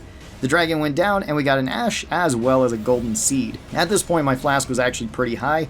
I only need a few more charges for this and a few more Sacred Tears to actually max it out, which will be very handy, especially towards the endgame bosses and the DLC bosses. Up next, another Bell-Bearing Hunter, arguably the strongest Bell-Bearing Hunter, or one of the strongest Bell-Bearing Hunters in this game. This one and the Altus Plateau Bell-Bearing Hunter are very powerful, and this was actually the first time I had used any of the plus weapons that I had. So knowing how well parries work against these guys, I decided to take the Buckler and Rajir's Rapier, which is a +8 Rapier that you can get from just talking with Rajir after the Godric fight back at the Round Table Hold. This one made it so that I was doing actually pretty decent damage per poke from the Rapier, as well as the Buckler as one of the best parries in the game, arguably one of the easiest parries in the game. This fight is still not easy though, because this guy could one-combo me, usually being able to 3-shot me with pretty much any of his attacks. That dang Source Seal is really kind of tripping me up at this point, and I'm going to have to get rid of it pretty soon, but I will need to have more endurance so that I can actually wield all of my gear. Once I get that though, I do plan on getting rid of that. And this fight actually ended up taking me 4 attempts. At first I tried to fight him with the Ice Needle, which didn't go well at all. After that I switched to Rajir's Rapier, and the fight started going much, much better. I still got caught in a couple of his combos, which led to my second and third death against him. The final fight though, I managed to parry almost all of his attacks that were parryable. Pretty much any of his one-handed attacks are parryable, so once you do that twice, you can riposte him. And I also decided to infuse Rajir's Rapier with Bleed. So this one had Bloody Slash. Mostly I was just doing that to proc Bleed on this enemy so that I could kill him a little bit quicker. I went back to the Round Hold Keep, managed to upgrade some of my gear, bought all of Radahn's stuff with our runes, and then headed right back. I still can't wear this right now, but that's fine. Next boss is going to be the Dual Clear Rot Knights. Now, these ones, you actually only have to fight one at a time, at least to start out with. They will attack in combination if you're not fast enough at killing one of them, but at least it is a 1 fight and then a 2 fight as the second one gets up shortly after you enter this area. Unfortunately, this area is full of poison and Scarlet Rot, and I had both of them on me for the first fight. And yeah, this just completely killed me incredibly fast. I decided to fire infuse the Great Axe and take this in here. I put Flame Strike once again on this, and this time I wasn't suffering from all those poison status effects, and this was a 2-try victory, with us no longer being able to use the Great Axe. This might have been a little bit overkill on my part, but hey, we got the Golden Scarab from this, so I can farm runes, assuming that I need them, which I might in the later game, buying something like Smithing Stones and buying upgrades for other weapons, because we are getting to that point where upgraded weapons are going to be so much better than their non-upgraded counterparts. Just right outside of this dungeon, there's also an Everjail, so I went there. This Everjail has the Battle Mage in it, and for this I decided to use Vike's Spear, because I kind of want to get this one out of the way, since it's another one of those weapons that I can't wield unless I have the Physic going, so I figured this one wouldn't take longer than 3 minutes, and it did not. Vike's Spear beat this guy so badly that I don't think I healed for this entire fight. I basically never stopped attacking for this entire fight, and the fight was over in just a couple minutes. I wasn't aware that I couldn't Madness this guy. I know Madness works on enemies that are human size and smaller, and yes, in real life this guy would be a giant if he was towering over me like this, but he's not really a giant by Elden Ring standards, so I figured maybe the Madness might actually work. Either way though, Vike's Spear proved to be very nice, and that ticks off another weapon from our list. Remembering that we had killed Radahn, I then decided to go to the underground area, and we fought the Stray Mimic Tier, the most difficult boss in the game. Well, at least it can be if you're wearing good gear. I did the trick of just taking off all of my armor and all of my weapons. Unfortunately, he still gets all of your consumables, where I had prawns on here, and he was actually eating them throughout the fight so that he could actually get 10% damage reduction from physical attacks. I also decided to fight him with a really bad weapon because I didn't want to use one of our good weapons, so I used the Piltry Shield. This is one that we found in a dungeon here in Caelid. This is a terrible shield overall. I even tried to use shield grease on this, only to find out that shield grease is only for defense, it's not actually for attack. so hitting him resulted in no extra damage. With this, I was able to do about 18 damage with light attacks and about 37 damage with heavy attacks. He can also heal once, since he does have a flask too. Luckily, he couldn't actually do any damage for us. This fight took absolutely forever. It took about 15 minutes just to shield bash this guy to death because he jumps around so much. He was absolutely no threat to us because Mimic Tier is the easiest boss in the game if you want to fight him like this. But even so, this isn't really an optimal way to fight him. Speaking of bosses that took forever to fight, our final boss of day 5 was the Great Ancestral Spirit. This one fights similar to the previous Ancestral Spirit that we'd fought, but it does have a few more tricks up its sleeve. So it can just kind of mimic the other animals that are in the area, where it can bounce around like one of the rabbit chinchilla things, whatever the heck they are, which is not really all that dangerous since you just kind of have to run past it and it usually can't hit you with any of its hops. And then it has the roll from the goat, which that one has a wonkier hitbox and it can be more difficult to dodge. For this fight, I used the Great Horn Hammer. I actually got this right outside of this area, so I figured it was a decent weapon to use. Unfortunately, these deers are also kind of hard to hit because they stand fairly tall, so hitting their undersection isn't that easy. Hitting their legs is also more difficult than what you would think. This weapon does have good stagger since it is a great hammer and it has a pretty good attack set. I didn't upgrade this one at all, and I didn't put any ash on it, which probably would have made this fight go a lot smoother for me, since all it has is Barbaric Roar, which does give us extra damage, so that's kind of nice. But this fight ends up taking a very long time for us to win, because the deer can heal itself by just stealing the life of all the nearby animals, as well as yourself.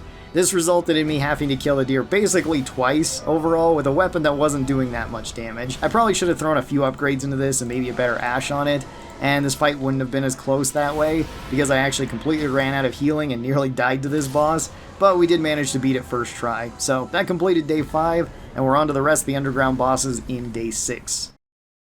We're going to be fighting the Valiant Gargoyles first, and these two are probably one of my absolute least favorite bosses in all of Elden Ring. They attack very erratically, the poison is very difficult to see with the water on the ground, they can attack at a distance from the poison. If the poison builds up, then you're taking damage over time, and they do really high damage, as well as both these enemies are very difficult to hit. This was, again, another fight where I started throwing pluses on my weapon, so for this I decided to use the large club, one of my absolute favorite weapons in this game, where you just beat enemies with a large stick. And it's actually a pretty strong weapon. I also threw Flame Strike onto this, and I even put some pluses on my summon, which were the Albinarics.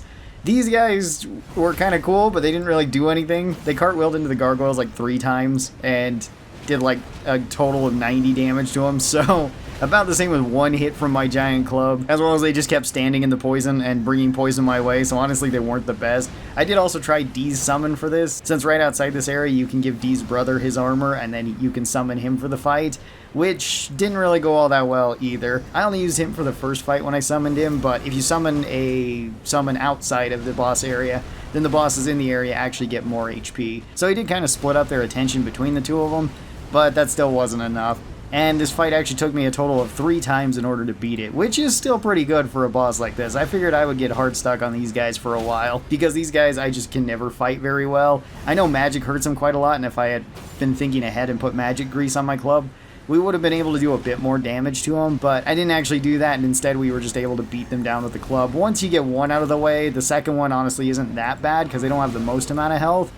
But man, if you get poisoned during this fight, it really makes the fight so much worse and so much longer than it needs to be. With the gargoyles dead, that also unlocked the Deep Roots depths for us to go to. So down there's actually 3 bosses. I decided to fight one of these, which is the Crucible Knight down there. I used the Winged Greathorn. This is a weapon that you can get from turning in one of the ashes, the ash of the deer, in order to get it. This weapon is not particularly strong. It didn't really do that much damage. It is a great axe, so it has good stagger on it. But the ash is basically worthless towards a Crucible Knight like this, where you just steal the life of everything around you and give it to you. You don't get healed that much from it, and it works best if you're fighting a whole bunch of weak, small enemies, so that you can actually siphon them away. Against a single Crucible Knight with a spear, this isn't doing anything to him. It also took me 2 attempts to fight this Crucible Knight, because I wasn't killing him very quickly, and I was running out of HP, as well as his grab does a ton of damage in this. So this is our very first one that uses a spear, but it definitely won't be the last one. Once we do beat this, though, we do get his spear, and the spear is a pretty decent weapon, as well as we get the Crucible Knight's armor, which is also quite good as heavy armor if we can wear it. Unfortunately for me at the moment, I can't do that because I just don't have enough carry weight, I don't have enough endurance, and I don't believe I grabbed the Arsenal Charm at this point. I believe I did that right after this fight, because that made it so I could at least carry around some more weight on me, which was good. Rather than doing Fia's quest, I decided to go and do the rest of Ranni's quest, since Ranni has a couple bosses that are exclusive to their fight. And this one's kind of one of them that's coming up. This one's a little bit of a weird one, though, because this one technically doesn't have a health bar, similar to other bosses that I counted as a boss.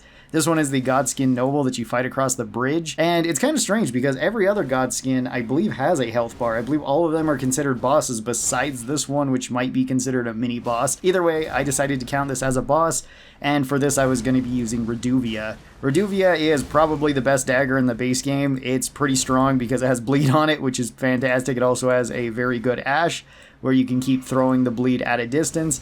That didn't necessarily make this fight any easier. The Godskins do have a lot of health, they do a lot of damage, and with the fat ones here in particular have really strong attacks, like the roll attack. Sometimes it just does it for so long, and given the areas that you might be in, you're almost guaranteed to get hit by it, so that can be kind of annoying. I also got the mask that was in this area just behind the Godskin, which allowed me to use Reduvia, since I still needed Arcane for certain weapons, and this is one of the few masks that lets me actually have extra Arcane. This one resulted in 2 attempts before he died, and with this I got the fat Godskin armor. Unfortunately no weapon, but at least some new armor. We then descended into the Lake of Rot, where there is actually a boss down here. This is the Dragonkin Soldier, and this is probably the least fun Dragonkin Soldier fight, where I actually kind of like the other Dragonkin Soldier fights. This one, not so much. Mostly it's just because it's in the Lake of Rot, and it's so easy to build up Scarlet Rot. If you build up Scarlet Rot, then you might as well just start over with this fight, unless you've gotten him to extremely low amounts of HP, because it will just keep ticking down. Or if you have items saved up to get rid of Scarlet Rot, or if you have Flame Cleanse Me, all of those can be pretty good. I wasn't running any of that for the boss fight. I did run Flame Cleanse Me just to run through the Lake of Rot though, but not actually during this boss fight. And for this one, I knew I wanted a pretty good weapon, so I went with the Banished Knight Halberd +8. You can get this in Lunaria from an invader there. It's the guy that you meet down at the castle at the Weeping Peninsula, so it's already a +8, similar to how Roger's Rapier is a +8 already, which is very nice. This fight can be pretty rough. If you get Scarlet Rot, it's bad. This guy hits really hard. You don't have very much space to move on the platforms either, so there's a lot of things working against you. Luckily, this halberd did pretty high damage per hit, and it had a really good ash for when the boss was actually knocked down. I could just spin on the boss's head and deal really high damage to him. I was hoping to actually spin on him a second time, but turns out we didn't even need that. We just did enough damage to him regularly and then killed him. This one did take me 3 attempts though. The first one I was affected by Scarlet Rot and I just ended up dying thanks to that. Second time was just he dealt a lot of damage to me and I died. And then the third attempt we actually managed to do it. This guy also drops the Dragon Scale Blade, which is a pretty decent katana because it has its own ash. Moving through the Lake of Rot, we had Estelle. And Estelle is really not one of my favorite bosses. The hitboxes on this guy are very awkward. If you hit him in the head, you actually can do a lot of damage. And with big overhead weapons like great hammers or great axes, you can actually kill Estelle and bosses like him pretty easily. His magic still does a lot of damage. His gravity attacks I still always fall for regardless. For this one, I originally started out trying to fight him with the Gargoyle Greatsword that we had got from the Valiant Gargoyles. This didn't really work out for me, and I decided to go back and upgrade another weapon. For this, I was going to use the Scorpion Sting, which you actually just find right outside of this area. This is a Somber weapon, so I was able to actually upgrade it quite a bit since I hadn't been using my Somber Stone, so I think this is a +7. And this has Rod on it by default, which is very nice. Building up Rod on this guy can be really useful, but the dagger has its own issues, like having very short reach and very low damage per hit. I did nearly die, as you can clearly see in this fight. I don't know how I was actually alive with this amount of HP. So long as I had 1 HP, that's all I really needed, and we managed to fell Estelle. For this, we could get his ash, and we could turn this into a flail, which I keep forgetting about, and I might do that in the future. Flails are not really my favorite, but they would give us another weapon to use. Ascending out of the underground, we then end up above Lunaria, and this is our last 2 bosses that we actually need to fight, and this is the whole reason to do Ranni's quest. So our very first boss is actually the dragon that we were fighting earlier at Ranni's place. This is the Glintstone Dragon, and this one we've already picked a weapon for. This is the Bastard Sword once again. This Bastard Sword hasn't been upgraded at all. I did think about doing that before this, but I did switch the ash out on it. The Bastard Sword's regular ash is quite good, but I wanted to put bleed on this, so I put Bloody Slash. This made it so I could proc bleed pretty easily on the dragon, and do pretty high damage. This dragon in particular, make sure you're not using magic to fight it because this thing has like 200 magic resist or something like that, but it's not so resistant towards melee attacks such as this, so we were able to beat it on our first try, which definitely did help. We did complete the rest of Ranni's quest and get the Moonlight Greatsword, which we're going to be using in a later battle, because I don't have the intelligence to use it, and I don't even have a way of cheating it out just yet. I can't even get that much intelligence. So with that, we headed over to the nearest ever jail, which is the ringleader of the Black Knives. And she is pretty tough, mostly because she has a lot of HP, and she also has the Black Blade and will use its effect on you. So the Black Blade, at least whenever she uses it, either with the empowered slash that she throws out, or with a wave of blades that she has, this one can do really high damage to you, and it can kill you pretty fast, as well as it does do damage over time, and it does total percent health damage, so you still take a lot of damage regardless of how tanky you are in this fight. Originally, I tried fighting her with the Golden Halberd, and it was actually working quite well, until I realized that I was doing basically no damage per hit. With this, I was doing about 90 damage per hit, so I then decided to go back to EG, get it upgraded, and with about a +5 Golden Halberd, we then fought her, and now my attacks were doing close to 350 damage per hit, making it so this fight was sped up immensely. I could have probably beaten her without having upgrades to the Halberd, but it would have taken at least 3 times as long as this fight did. The Golden Halberd's a pretty good one. We've saved it since the beginning with the Tree Sentinel, so it was kind of nice to get it out of the way here. It was also one of those weapons where I had to cheat out because I didn't have enough faith in order to use it either. So another 3 minutes on the flask is all I had, but that's all we needed in order to beat this boss. And this gives us one of the best ashes in the game of Black Knife Teach. We'll be using her in a later battle. I immediately then went back to Castle Radahn because I had missed the Misbegotten, and I had also missed the Crucible Knight fight here. For this, I decided to use the big rusty anchor. I hadn't used it yet. I put Flame Strike on this one as well, and I just went to rush down the Misbegotten. This actually turned out to be pretty easy because he staggers so much from Great Axe attacks, so it just became a 1v1 fight with the Crucible Knight. This Crucible Knight, just like all the Crucible Knights, did beat me up, but I still managed to have quite a lot of HP by the end of this fight, and we were able to stagger him quite a bit with this before beating him. And this got us the Ruins Greatsword, which is another weapon that I can't quite use yet, but I was going to be using it in our next fight, which was the Knight Cavalry just outside of this area, because I hadn't fought him either. In order to wield this giant sword, I actually needed to cheat out both the strength and the intelligence, because I didn't have enough of either. So my outfit here is looking a little bit strange, because it was the only way that I could get enough strength and enough intelligence in order to wield it. The ash on this weapon is actually quite strong, and I did kind of want to get this weapon out of the way quickly, so I wasn't having to use it on a stronger boss later on. This Knight Cavalry is pretty easy to beat. He doesn't really drop much, just an ash that gets us poison, but I already have a few poison ashes like that. Either way, it's another boss and another weapon marked off the list. Little ways down this area, we got a Deathrite Bird, and this is one of the stronger Deathrite Birds in the game. It's not the strongest one, there's still a few more, but this one can do a lot of damage. For this fight, I used the War Pick. I had gotten this from one of the Godric soldiers,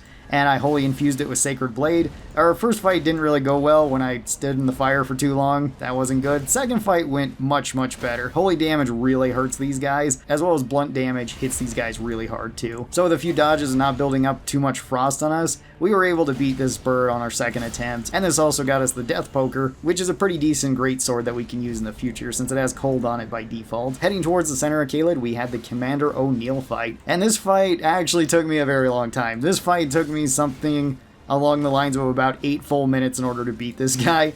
That is a very long fight in an Elden Ring game. For this, I was trying to be extra safe and get around his soldiers and kill them before I decided to fight him. I used the Forked Greatsword.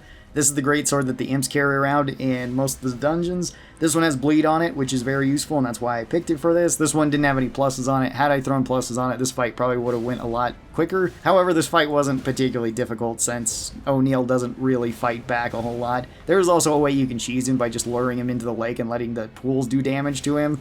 So that's kind of nice. I didn't end up doing that. And for this, we got the Commander's Standard, which is his halberd, and that's a pretty decent weapon that we're going to be using here in just 1 second. Our next boss to clean up in Caelid was the Nox Swordstress and the Nox Monk.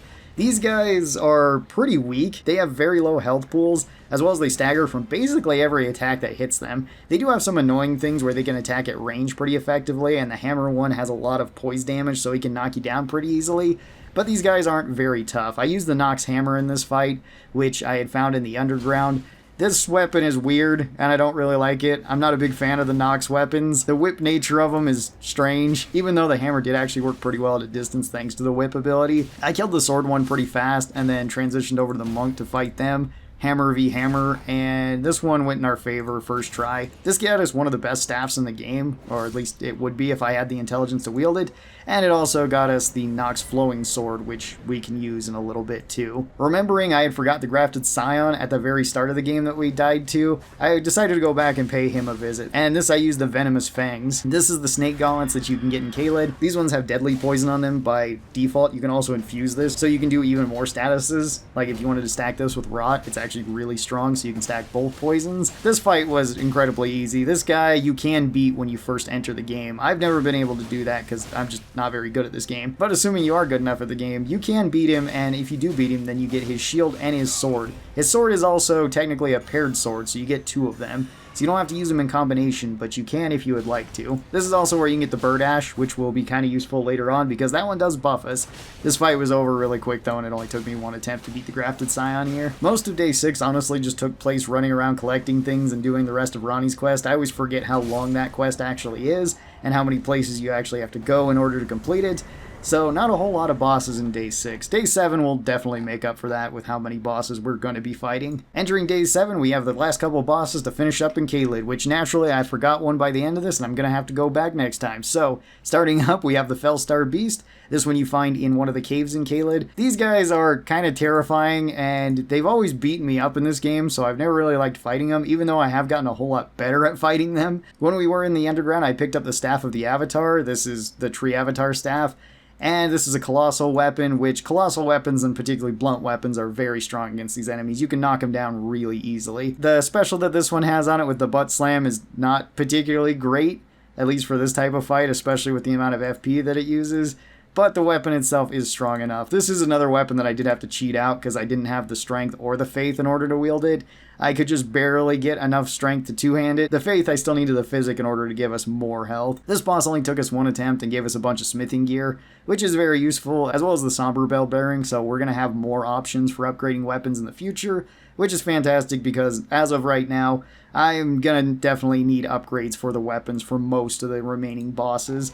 And speaking of which, we have the next boss up here, which is the Godskin Apostle. This is found at the bottom of the tower in Caelid, and this one is pretty strong. He is scaled up much higher than the previous Godskin that we fought. This one I did upgrade a weapon for. This was the Dragon Scale Katana that I upgraded to about a +5, I believe. And this one has its own unique ash, which is a really cool ash, where you can both electrify and cold infuse your weapon, meaning that I could do some extra damage towards the Godskin. This fight is by no means easy. None of the Godskin fights are super easy. This did go a whole lot better than I thought it would, because this one only took me 1 attempt. And after beating this guy, we actually get his whole outfit, which is kind of useful, I guess. And we also get the Godslayer Greatsword, which is a very strong weapon that we're going to be using in the future. With the Godskin out of the way, I then went outside to fight the Putrid Tree Avatar right next door, because this one is probably one of the more important avatars to beat. This one drops the cracked tier that gives you physical damage negation, which is very, very useful. It's really useful against certain enemy types, and it was one that I started mixing into my physic ever since this fight. For this, I decided to use the Gargoyle Greatsword, and I fire infused it with the Flame Strike. This made it so I could do extra damage towards the enemy. Originally, I did stab this enemy a few times before realizing that I should probably put fire on this because I'll just do more damage. So I rode away from this, came back to it, and then fought it. And with this fight even being in the rain, so fire was doing a little bit less damage, we still managed to kill this our first try and didn't even get rotted. And that tier that we got from this is going to be amazing, especially once we get moving over to the DLC bosses. Up next, the second Night Cavalry in Caelid. This one can be found just on the bridge below the dragon. This one is quite a bit stronger. I used the Commander's Standard that we got from O'Neill in order to fight this guy. I did put some pluses into it. I believe this is a +5 Commander's Standard. So we were doing decent damage per hit and decent damage per second. The Halberds work pretty well for fighting the Night Cavalry because they have good reach and they have a good move set for attacking them. This one still did end up taking me 2 attempts because the first time I forgot how much damage he can deal and he killed me pretty quickly. The second attempt went a whole lot better, and I used the Commander's Standard's Ash so that I could buff myself up a little bit. This is another weapon that just has its own regular Ash, so once this weapon was out of the way, that's kind of good for me since I like the weapons we can switch Ashes on for. They work a lot better. Next weapon is actually that, even though it's a weapon I don't like, and this is the flail. I went back to Limgrave and picked up the flail because I had forgot to pick that up on our first trip over there. The flail is an okay weapon. I'm not a huge fan of flails because they just feel like weaker hammers to me. This one at least has bleed on it though, and I did put a cold ash on it, so I could at least proc bleed and cold against this dragon, which was definitely the way that I killed it. If I didn't have this, it would have taken forever to kill the dragon because I wasn't doing very much damage. Even with charged R2 hits, I really wasn't doing a whole lot. This dragon I did manage to beat with our first try though, which is kind of cool, and we got a dragon's heart from it, so we can buy some more dragon magic. And just a little ways up from the dragon, we have probably the hardest boss in Caelid, at least for me, and that is the Black Blade Kindred, the gargoyle up here. He does a lot of damage, he moves really fast, the ground is very uneven here, sometimes his attacks are kind of hard to see because the ground is so uneven. For this, I figured magic would be a good option since magic does extra damage, but I wasn't going to be casting spells, I was going to be using a weapon, and since I can't use the Moonlight Greatsword, I figured the next best option was going to be to use Radahn's swords, although they do have weird requirements, and this is another one that I had to cheat out because I didn't have the strength or intelligence in order to wield these. And these are also fairly heavy. It's also more difficult to cheat out the requirements on this weapon because you can't cheat out the strength on it by two-handing it. Since if you two-hand this weapon, it just becomes paired swords. Good news is these do a lot of damage. I'd also switched out my physics so that I could do more magic damage.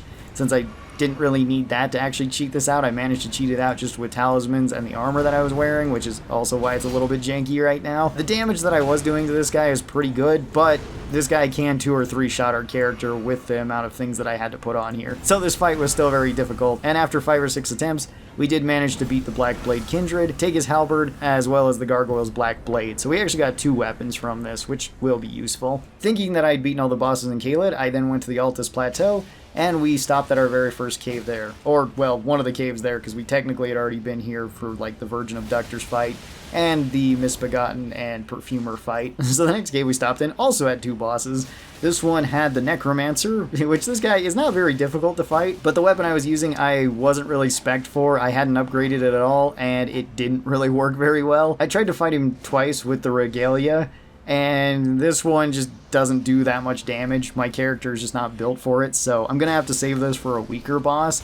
Instead, I just ended up blood infusing a twin blade, and the fight took about 30 seconds from there, whereas both times I fought him with Regalia, that fight had lasted about 5 minutes before I died from lack of healing and the lack of damage that I was really dealing with him. The Bleed Twin Blade actually did quite a lot. I also got his flail from this, which I immediately tried to use on the next boss that we were fighting, which was a really bad idea because this is the Black Knife Assassin that is completely invisible. You can see them as they run across the ground here in the water, but it's still very difficult to hit them, especially with a short-reaching weapon like this flail. Made it so I did basically no damage against him, and then I decided to take on a Colossal Sword to fight him. This is the Great Sword, and this one went a whole lot better. This has large sweeping attacks that do really high damage, so if I was able to catch him, I usually got him in a full combo and did a huge amount of damage, and I just had to do that a couple of times and then just tank through the hits. This guy went down after 2 tries. A little ways north, we found another Mariner, and this was a perfect opportunity to use the Regalia. Since it doesn't do that high a damage,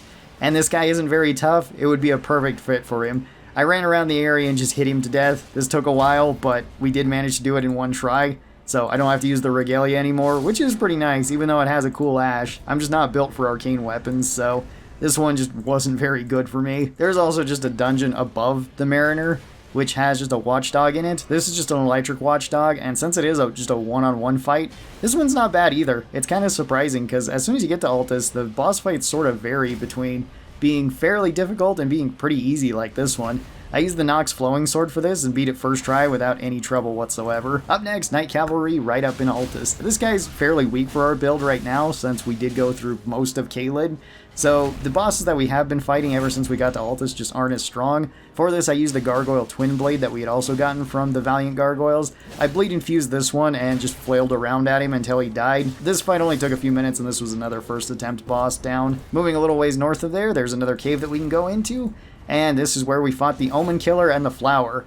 This is not a difficult fight at all, because the Flower basically does nothing, and the Omen Killer is about the only hard thing here. The Omen Killer staggers from pretty much any two-handed attack, though. For this, I used the Candlestick Spear.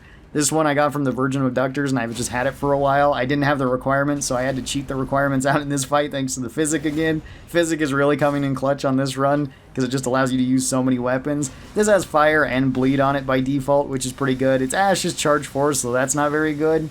But it doesn't really matter since every hit from this staggered the Omen Killer, and I was able to kill him incredibly fast, knock him down multiple times really quick too. And then it's just a 1v1 with the flower. And since I have a fire weapon, then this didn't take very long at all. The flower is extremely weak to fire, but this could be done with basically any weapon. I think a torch could also beat these guys. Next fight's a bit tougher. This is the dual tree sentinels right outside the capital. And these guys do a lot of damage. It's also very difficult if you end up fighting both of these two at the same time, because one of these guys is already pretty tough. They do a lot of damage. If you stagger them, they don't stagger for very long, nor do they really have a riposte on them. So they can prove to be pretty difficult, even more so with the shield one, because he can actually reflect spells back, at least if you're playing a mage character. For this, I use the raptor talons to fight these guys. I put flaming strike so I could fire infuse these, because I think the tree sentinels take extra damage. If not, then it doesn't really matter, because flame strike deals extra poise damage, and it's just a really good Ash. First time I tried fighting these guys, didn't go well for me at all. They both just kind of bullied me to death because they would just keep staggering their attacks, and it's really difficult to see one when the other one's behind them swinging at you. So I didn't have very much luck the first round. Second round went a whole lot better when only one of them decided to fight me, which made it so it was just a 1v1 fight, and then I just ran down to fight the other one. The second one with the torch is much easier, since any of his torch attacks don't do that much damage, so you can pretty much just face tank through all of them. It's mostly just the halberd attacks. The one with the shield also has the shield bashes, which can hurt a lot. They're also very disruptive, and I can never seem to dodge them. This one took 2 attempts, but the claws made pretty short work of them. Down the mountain and into a cave, we have the Onyx Lord. This one is kind of a weird boss to have, especially in a dungeon like this, because he's an incredibly easy boss. He gets staggered by basically everything. He does very low damage. Yeah, certain smaller weapons, light weapons, don't work very well against him, but even if you're not spec'd into a two-handed weapon, it's just so easy to bully these guys. For this, I used the Crucible Knight shield and just shield bashed him until he was dead. This fight only took 1 attempt and was incredibly easy to win. Right outside the capital, there's also another Fellstar Beast. This one is a bit stronger than the previous one that we fought. For this, I used the Troll Greatsword, which is a colossal sword, so it can do pretty high poise damage. Bad news is these guys are pretty resistant towards weapons like swords. They're a lot weaker towards hammers or colossal weapons. I didn't really want to use one for a boss like this, and I kind of wanted to get this sword out of the way. I didn't do a great job at dodging most of the attacks in this fight, but with some jumping attacks and some heavy R2s, we did manage to kill this guy on our first attempt. He doesn't really give us anything besides more smithing material, but he has another boss down, and we can upgrade some of our other weapons. We got another Godskin up. This is another Godskin Apostle. This one you find at the Windmill Village, and this one isn't nearly as strong as the previous Apostle that we fought. For this, I decided to use the Knight Twin Blades. You can find these actually just outside the windmill area. I did throw a bleed on them, but I didn't throw any pluses on them because I didn't feel like we needed it. And it turned out we really didn't need it. This guy we beat up pretty quickly. Once you get used to the attacks, especially of this one, I like fighting this one a lot more than fighting the fat one, you can get up right up next to them and do quite a lot of DPS. And with a weapon like the Twin Blades that procs bleed so often, it did make it so that this fight was over fairly fast. We also grabbed the Celebrate's Club and then headed down to fight Wormface with it. I fire infused this with Flaming Strike as well. This is definitely an Ash that I've probably used the most in this run, so that's pretty nice. The Celebrate Skull is a great hammer, so it does a lot of poise damage and it does a lot of damage in general, which is pretty nice. It also has fairly low requirements. And Wormface, I think, is weak to fire. I could be wrong about this. Either way, it's pretty easy to stance break him, and if you hit him in the head, you do tons of damage. The main attacks that he's going to be using that can give you problems are either his Death Breath, where the insta-death can just build up and kill you, and that's just the end of that fight, or his Grab. His Grab can actually do a lot of damage, and that's what killed me the first time around. I nearly beat him, but we didn't quite get enough damage on him. Second time around, we beat him down incredibly fast, and the Flame Strike really helped with this, just knocking him down, and then going for headshots with the heavy attacks. There is also a cave that's found right next to Wormface, and this just has 2 more of the Crystallians. The Crystallians, ever since they got changed in the most recent patch, are incredibly passive. I didn't actually realize that the other day when I was filming this, but I was told that these got patched, and now they're a lot more passive, and they'll just fight you one at a time, rather than all trying to fight you. For this, I used the family heads, the flail that we had gotten, and this one was just a one-sided beatdown for the entire fight. They are so passive now that they will just let you beat on them, and if you have any weapon, like a hammer, axe, great hammer, anything that does good stagger damage will break them very quickly. Then the fight just boils down to spamming light attacks until they're dead. I then decided to return back to the underground. where we could fight some more bosses. And I immediately forgot to record our second battle down here, which is with Fia's Champions. This is a 5-round fight, which is kind of annoying. This isn't one of my favorite fights either, since you have to fight a guy with a Bloodhound Fang, followed by Rajir, who uses magic, and then you got a 3-man fight with Lionel and 2 of Fia's Champions that have great swords. I used one of my stronger weapons with the Lordsworn Greatsword that I had put to +5, and had no problem beating these guys. Upon doing this and sort of siding with Fia, although she was going to die thanks to giving Dee's brother all of his stuff, we then fought the Lich Dragon Fortisax. I had grabbed the Great Bow in Altus, and this made this fight incredibly easy. If you've never fought this boss with a bow before, try it. He barely does any attacks whatsoever, and he lets you hit him in the head pretty often. He also takes like triple damage from headshots, so this is a completely unupgraded Great Bow with just standard bolts in it, and I'm still doing over 500 damage. At this point, I also haven't even gotten up to 40 strength, which would get me more damage with a weapon like this. If you'd put pluses in it, you could probably be doing over 1,000 damage with it, and that makes this fight incredibly easy. This was another first win victory. This also got Fia killed thanks to Dee's brother, but we did get the inseparable blade from him, so we'll be using that in the future too, which is pretty nice. Back to Altus, and up next is the Bell-Bearing Hunter. This is the second strongest Bell-Bearing Hunter, I guess besides the one that's named, and the one that we fought in Caelid, so maybe the third strongest depending on how you're counting. This guy, like all the Bell-Bearing Hunters, is super fun to fight with parries. I use the Ice Needle, and I use the Rift Shield in order to just parry him a bunch and keep stabbing him. This way I could keep inflicting the frostbite on him, even though that wasn't really the main source of damage. The main source of damage was those parries and just those riposts. This guy went down in one try. I love fighting these guys now. Unfortunately, there is only one more that I get to fight in the game, but he is the named one, and we will be getting to use some of their gear, so that should be fun. And right next door to him, we have another Deathbird, which that means another holy weapon. So I use the Godskin Peeler. I got this from the apostle that we had just fought in the Windmill Village, and I decided to put Sacred Blade on this. This weapon is not as strong as I was kind of hoping. This weapon is kind of awkward to use. The twin blades are always awkward for me to use. But hey, since I can change the Ash out on it and put Holy on here, this was a pretty easy win against the Deathbird. This isn't even a Death Right bird, so it can't even be using the magic and doing more of the scary attacks. This was another first attempt win too, and he gave us a shield. I thought this was a talisman, but no, it's actually just a shield, so we have another shield that we can use to block, parry, or shield bash something to death. And that rounded up day 7, where we had a lot more bosses. Starting off day 8, we've got the Stone Digger Troll fight. This guy, just like the Troll in Limgrave, is honestly not too difficult. He does hit fairly hard, as you would expect from the Troll. For this, I actually decided to fight him with a Troll weapon. I used the Troll's Hammer, which you can also find down in this same exact cave, which is a colossal weapon that does have fire on it. I actually forgot this had fire on it, and I blew myself up thanks to the barrels outside of here just before getting inside.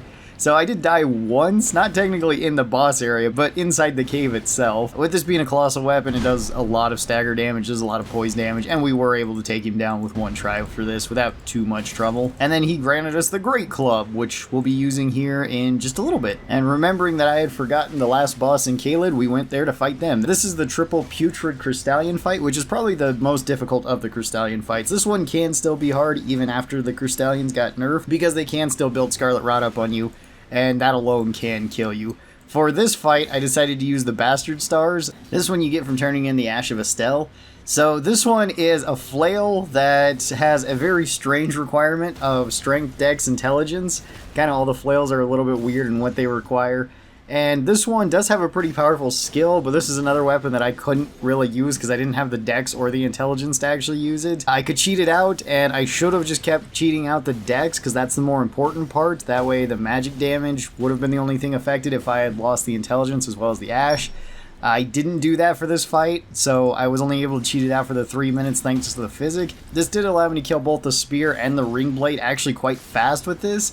But then it ran out, and I just had to beat the staff to death with a weapon that I was not spec'd for, so my damage plummeted heavily. Even on a riposte attack, I was barely able to do 90 damage to this thing. I should have switched my gear out mid-fight for this, so that I could have actually used this. I did beat this fight first try, but the second half of this fight took forever just beating the staff one down. And all we got from completing this is another spell, which I probably won't end up using in the future.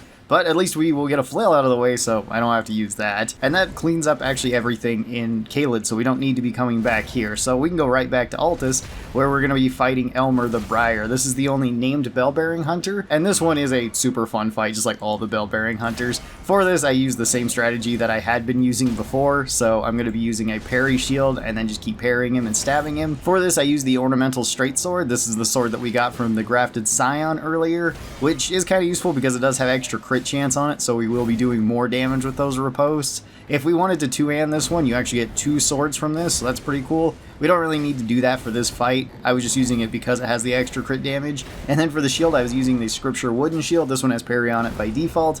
Not the greatest stats overall, but all I really need is the parry in this fight. This will allow us to parry whenever he does those light attacks, well, any of the one-handed attacks, or even the two-handed attack, so long as the sword isn't empowered. I don't know if you can actually parry the stab. I've never really tried that. I would think not, but it maybe.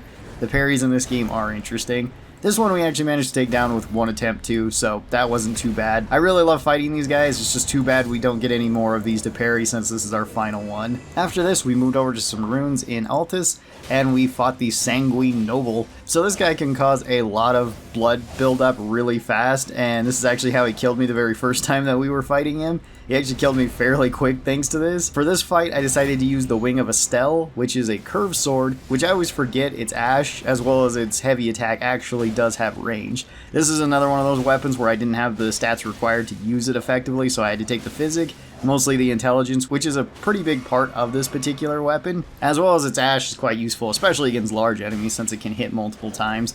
This is an interesting fight. We did manage to beat this guy on our second attempt, just so long as you avoid the blood pools and don't let the bleed buildup get too bad on you. He can't really burst you down all that fast. We moved on to another cave nearby where I rode a chariot down the way, which was kind of cool. I didn't even realize you could hop on top of these.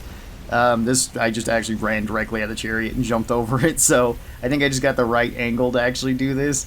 And at the bottom of this cave, we have the Red Wolf of the Champion. The Red Wolf of the Champion is the exact same as the Red Wolf that we fought at Rhea Lucaria, except for this one is scaled up because of the area that it's in. For this, I used the Butchering Knife, which is not actually a great sword. This is a great axe. We got this from an invader just pretty much right outside of here, so we were able just to use it for this fight. This weapon is not really one of my favorites. It's similar to the Worm's Cleaver that we used not too long ago, where it has a very awkward heavy attack, including its jumping heavy attack, where you don't have very much reach, even more so if you're trying to do a fully charged up attack with it. But at least the wolf here does take high damage from pretty much everything. It's just it can deal a lot of damage in return. This one did only take me 1 attempt to beat this guy, and we did get the Bloodhound Knight's Ash from this, which will be a very strong Ash if we want to upgrade it later on, which we are probably going to be doing that in the future. Up and over towards the Volcano Manor, we ran into one of the Demi-Human Queens. There's actually quite a few of these in the area. This is the very first one. This one is the Demi-Human Queen Margit, or Margot. I'm not actually sure how you say that, if the T is silent or not. This fight, I wanted to actually use the bow to try to fight, so for this I used the Red Branch Bow that we got not too long ago. This is another short bow, one of our last short bows. I think there's only actually one more in the base game that we can get from this point on. This fight isn't too bad, although she does hit fairly hard, and our bow doesn't do the most amount of damage. But so long as we're patient, and if we can just keep hitting headshots with this, it does tend to stun her. The damage isn't incredible on this because I was just using the regular arrows. Had I used status effect arrows, this one would have probably went a lot quicker. But either way, it wasn't too difficult to beat her on the first try. And for this, we actually got the Jar Cannon. Just above her, we have the full-grown Fellstar Beast. This one is the strongest of the Fellstar Beasts.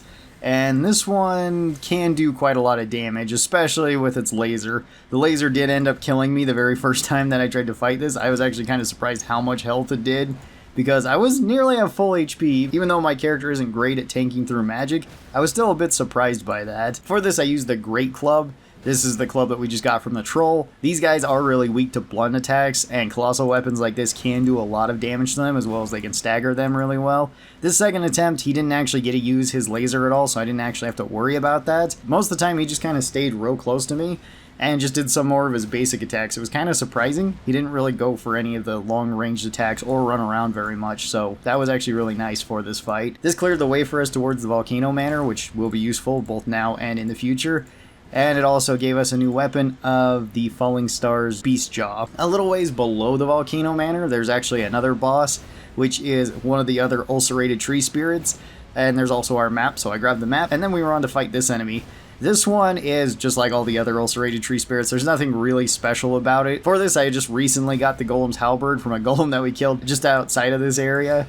So we were going to be using that weapon. This weapon is very heavy. I did fire infuse it with Flames of the Redmane. I was thinking I could put Flame Strike on this, but apparently that can't go on colossal weapons. So we had to settle for this, which was fine enough. The fire damage was really all that I wanted.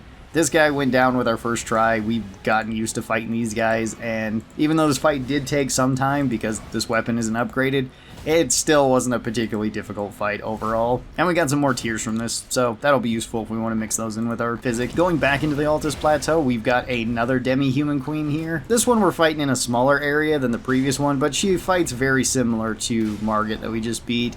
This one, I decided to use the Serpent Bow on because it was one of the last bows that I actually had on me. I'm going to need to collect more of these because we don't have a whole lot of them. I kind of also don't have crossbows at this moment. This one, I believe, builds up poison a little bit quicker. This one I did actually need to cheat out the arcane with, but it was only one arcane, so not such a big deal. I had a mask for that, and it didn't really lower our damage, whereas our other arcane mask does. So this fight, I fought the exact same way as the previous demi-human queen, just with a little bit less space. Try to shoot it when it's not attacking me, try to make space, and then just keep shooting it. Pretty simple, and the boss went down the first try. So we moved on to the next dungeon, which this one actually has two bosses, one right outside the area. This is a Black Knife Assassin.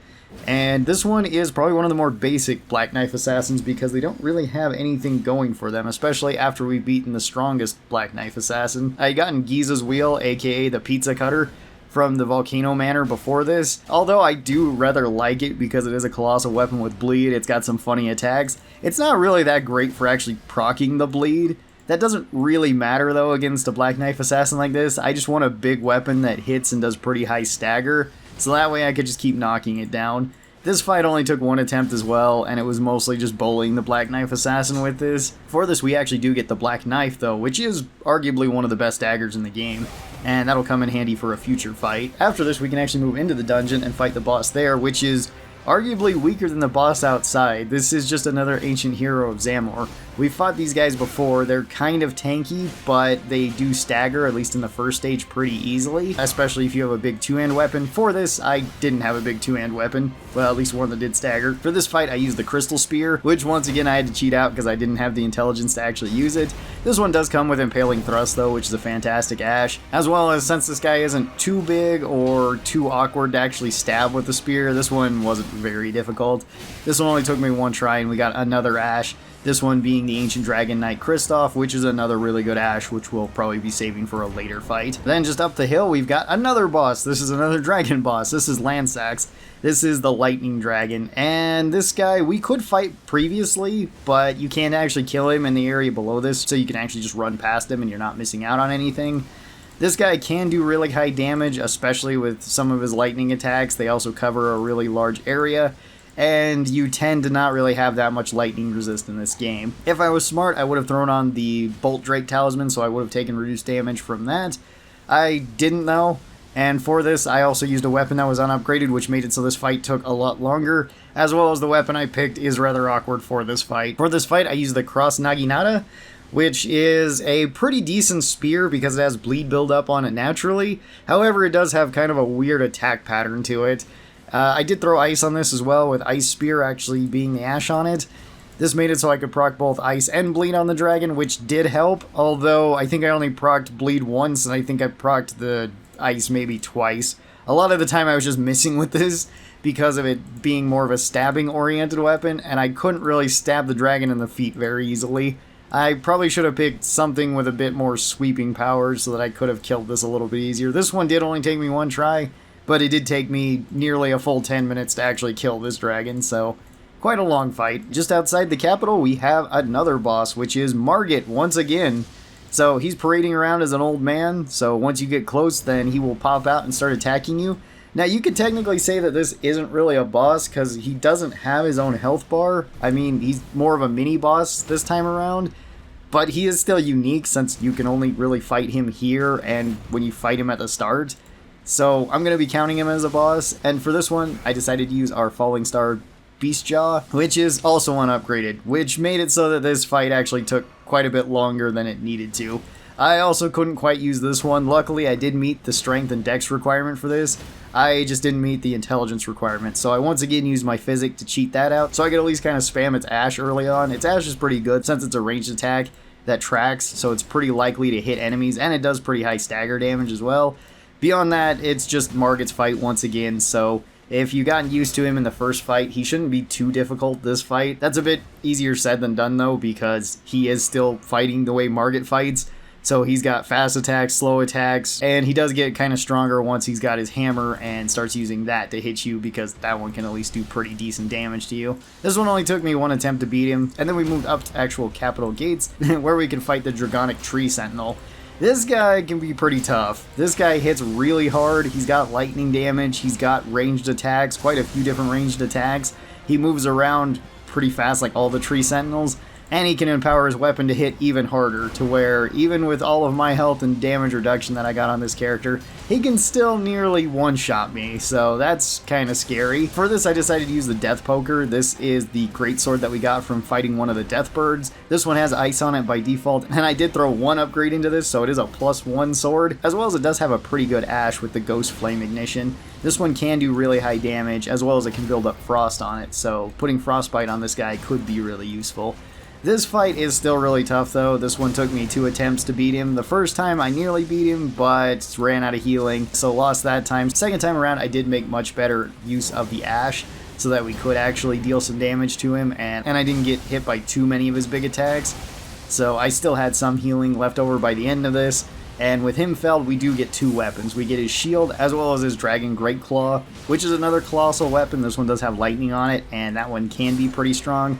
The shield is a great shield, so if I do need to shield bash something to death, it's actually not a bad option to be doing that with. And moving just to the side of the capital, we have another really tough dungeon with 2 really strong bosses.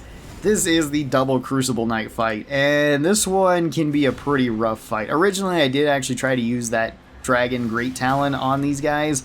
Unfortunately, that didn't really work out that well for me. This one I didn't upgrade at all, and these guys were able to beat me down pretty fast.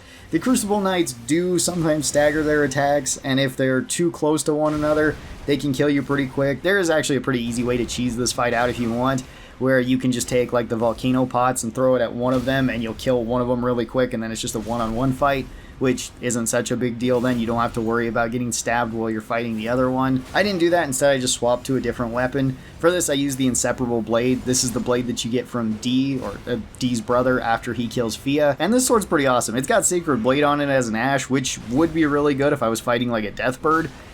These guys aren't really affected by Holy.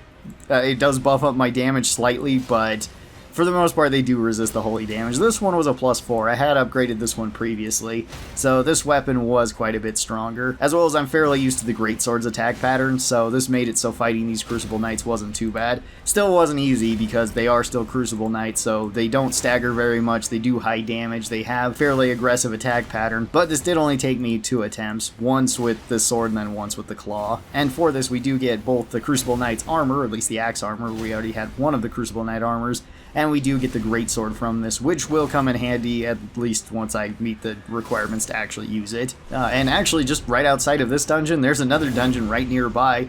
This one has a substantially easier boss to fight with a Grave Warden duelist in it. So this guy fights just like all the other duelists. He's just scaled up a little bit because of the area that he's in. For this, I fought him with the Giant Crusher. This is a really fun weapon. This one pretty much has Lion's Claw as its heavy attack, which is awesome. It weighs a ton, it hits really hard, and it does a ton of poise damage. So staggering this guy is incredibly easy, but you also use up pretty much all of your stamina with just 2 or 3 swings from this, or at least I do. I don't have tons of stamina at the moment. This guy also has the little jar guys around him, but they never bothered us. They just kind of stood on the other side of the room, so they weren't much of a threat. I did have to switch my armor up quite a bit for this just so that I could wield the hammer, but this was a 1 attempt win, and we did get some more ashes, these being the little jar ashes, so that's pretty cool. We might use them in the future because they don't take too much to actually use. Going back to the Volcano Manor, I actually decided to go in, and this is another mini boss that I'm going to be considering a boss. This is the Bloodhound Knight in the Volcano Manor. You could argue that this one isn't really a boss either, which is fine, but pretty much all the other Bloodhound Knights kind of are bosses, so I figured I'd include this one as a boss. For this, I decided to use the Bloody Helix. I'd gotten this from the Sanguine Noble. This one is a heavy thrusting sword that has bleed on it, which is pretty cool. This fight only took me 1 attempt. Luckily for me, I've gotten somewhat used to fighting the Bloodhound Knights. Unfortunately for me, I'm definitely not used to using the Ash. I did also have to cheat this one out because I didn't meet the arcane requirement for it either. So once we put the Silver Tier Mask on, then it was a lot easier to actually use this weapon. And for beating him, we do get the Bloodhound's Claws, which are a fantastic weapon. And speaking of bosses that aren't really bosses, we're going to be taking on another one here. This is the Worm in Volcano Manor. This guy, once again, doesn't really have his own health bar, but most of the other worms are considered bosses, so I figured I would count this one as a boss, because otherwise we really only have like one boss here in Volcano Manor that we can fight at the moment, since I'm going to be saving Rykard for later. This one I decided to fight with the Clinging Bone, and a weapon that we're not really spec'd for, so I really had to cheat this one out, because I didn't really have the requirements for it, especially the arcane requirement to wield it. And it didn't go well for us the first 2 times that I attempted this. He did beat us pretty bad both times because I just wasn't doing very much damage, as well as it's really easy to get knocked into the magma here and just take tons of passive damage. I went back through a bunch of upgrades into this. I actually had so many Somber Smithing Stones left over that I managed to get this thing to like a +7.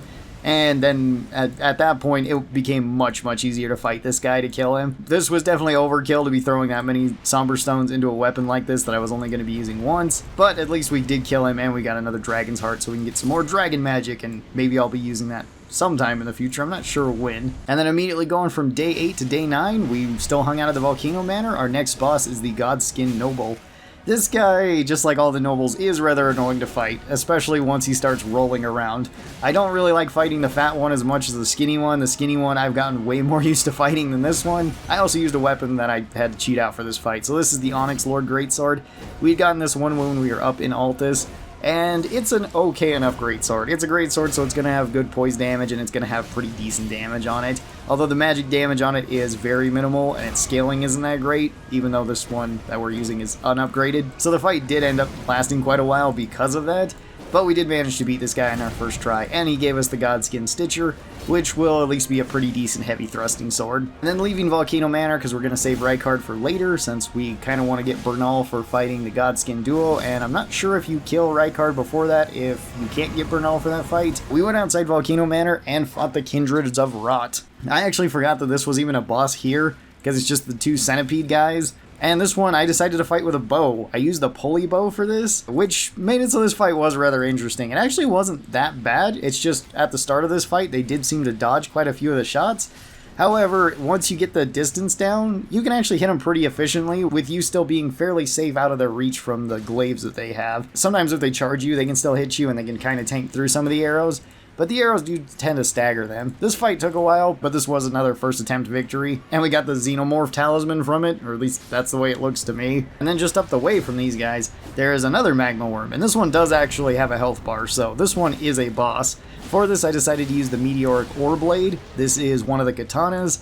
This one, unfortunately, we can't really put an Ash on, because it has Gravitas, which doesn't really help us for a boss like this, but this is still a katana, so it still has bleed damage on it. It still does decent damage per second, and even though this doesn't really do that much stagger damage, that doesn't really matter, because when it does stagger, I can just keep light attacking the worm's head, and we can do quite a lot of damage. I find that to actually be better on the worms than just trying to stand there and use the riposte a lot of the time, unless you got a weapon that's specifically good at doing riposte damage, like the Misery Record. This one, again, only took 1 attempt, and we got a Dragon's Heart from it, so not a big deal. And then just up the road from there, we run into another demi-human. This one is a demi-human Maggie, and right outside this area, I actually got the pulley crossbow, so I decided to use it here. The pulley crossbow is one of the best crossbows in the game because it builds up status effects really fast. It also shoots out 3 bolts every time that you shoot it.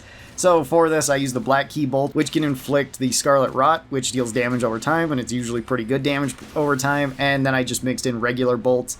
And once the status effect had hit her, then I just kept shooting her with regular bolts. Once the status effect wore off, I went right back to the Black Key Bolts and reapplied it, and then went right back to normal bolts. This one only took us 1 attempt, and it was really easy to beat her. The Polycross was actually really strong for a boss like this. Unfortunately, we don't really get anything from her, just a Memory Stone, which really doesn't help our build, but, I mean, a win's a win, and a weapon out of the way. Oh, we got another one of those boss that isn't a boss. This is the Gargoyle outside of the capital.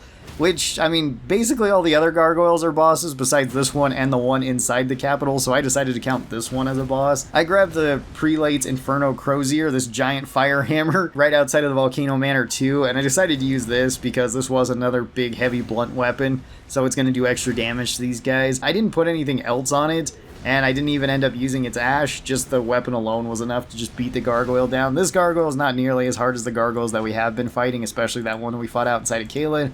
This was another case where I had to change up my gear quite a bit though, because this weapon is also very heavy, so can't use all my heavy gear on this, gotta use the regular gear. But just one attempt, and we do get the gargoyle's great axe from this, so that'll come in handy. And then moving into the capital, we have the other gargoyle, which doesn't technically count as a boss, but I'm gonna count it as a boss here. This one I used the gargoyle's great axe on, the axe that we had just gotten. And this one did manage to kill me in a very interesting way. I don't think I've ever died like that before. He baited me into the riposte damage so that he could kill me. I mean, it worked, so this one did take me 2 attempts. And the second attempt, we did manage to beat him without getting flung outside of the area, so that's kind of nice. For this, we get the Gargoyle's Halberd, which is a lot better than the Great Axe. The Great Axe from the Gargoyles is honestly a little bit disappointing compared to their other weapons. Like, the Halberd's really good, the swords are pretty good, and the Twin Blades are pretty decent. But the axe itself, not really the best weapon. I ran throughout the rest of the capital, grabbing plenty of other weapons around the area. I managed to get a partisan from one of the knights. I got the hammer, I got the star fists. So we actually have quite a few weapons here, and I'm going to be using one on this next boss. I'm going to be using the hammer, which is a very simple weapon, and it is actually quite a good weapon because it is just a one-handed hammer that has extremely low requirements. We're going to be fighting Godfrey, the Elden Lord. Godfrey is one of my absolute favorite fights. This fight and his actual fight towards the end of the game are absolutely amazing. I love the way that he fights. He's super aggressive. His attacks are really cool. He gives you plenty of time to attack back. He is all just a physical boss too, so if you want to fight him with a shield, he's actually quite easy to beat. And we took him down in just one attempt too with our hammer. For beating him, we also get our talisman pouch, our 4th one. So we can have even more talismans on, which did mean that I needed more endurance to actually carry around the stuff that I did, because I still haven't gotten the Great Jar's Arsenal Charm. I should probably go get that one. But for the time being, this is good enough for our setup. And then making our way to the very top of the capital, at least for right now, we've got Morgott. This is the stronger version of Margit, and he can be pretty tough. This guy can actually do a lot of damage to us. For this fight, I decided to use the Scythe and Cold Infuse it, as well as I did go get a bunch of upgrades for it. Kind of too many, I think, because I think this is a plus 16 Scythe with Cold Infusement on it, and you can kind of see how much damage we're doing here. The Scythes are kind of crazy in this game. They're some of my favorite weapons. They have pretty long reach, they do good stagger, they attack fairly fast, they have bleed on them, and if you Cold Infuse them, they are very, very strong. They also have a really cool riposte animation too. Even though they may not be the best for actual riposting, I really do like it.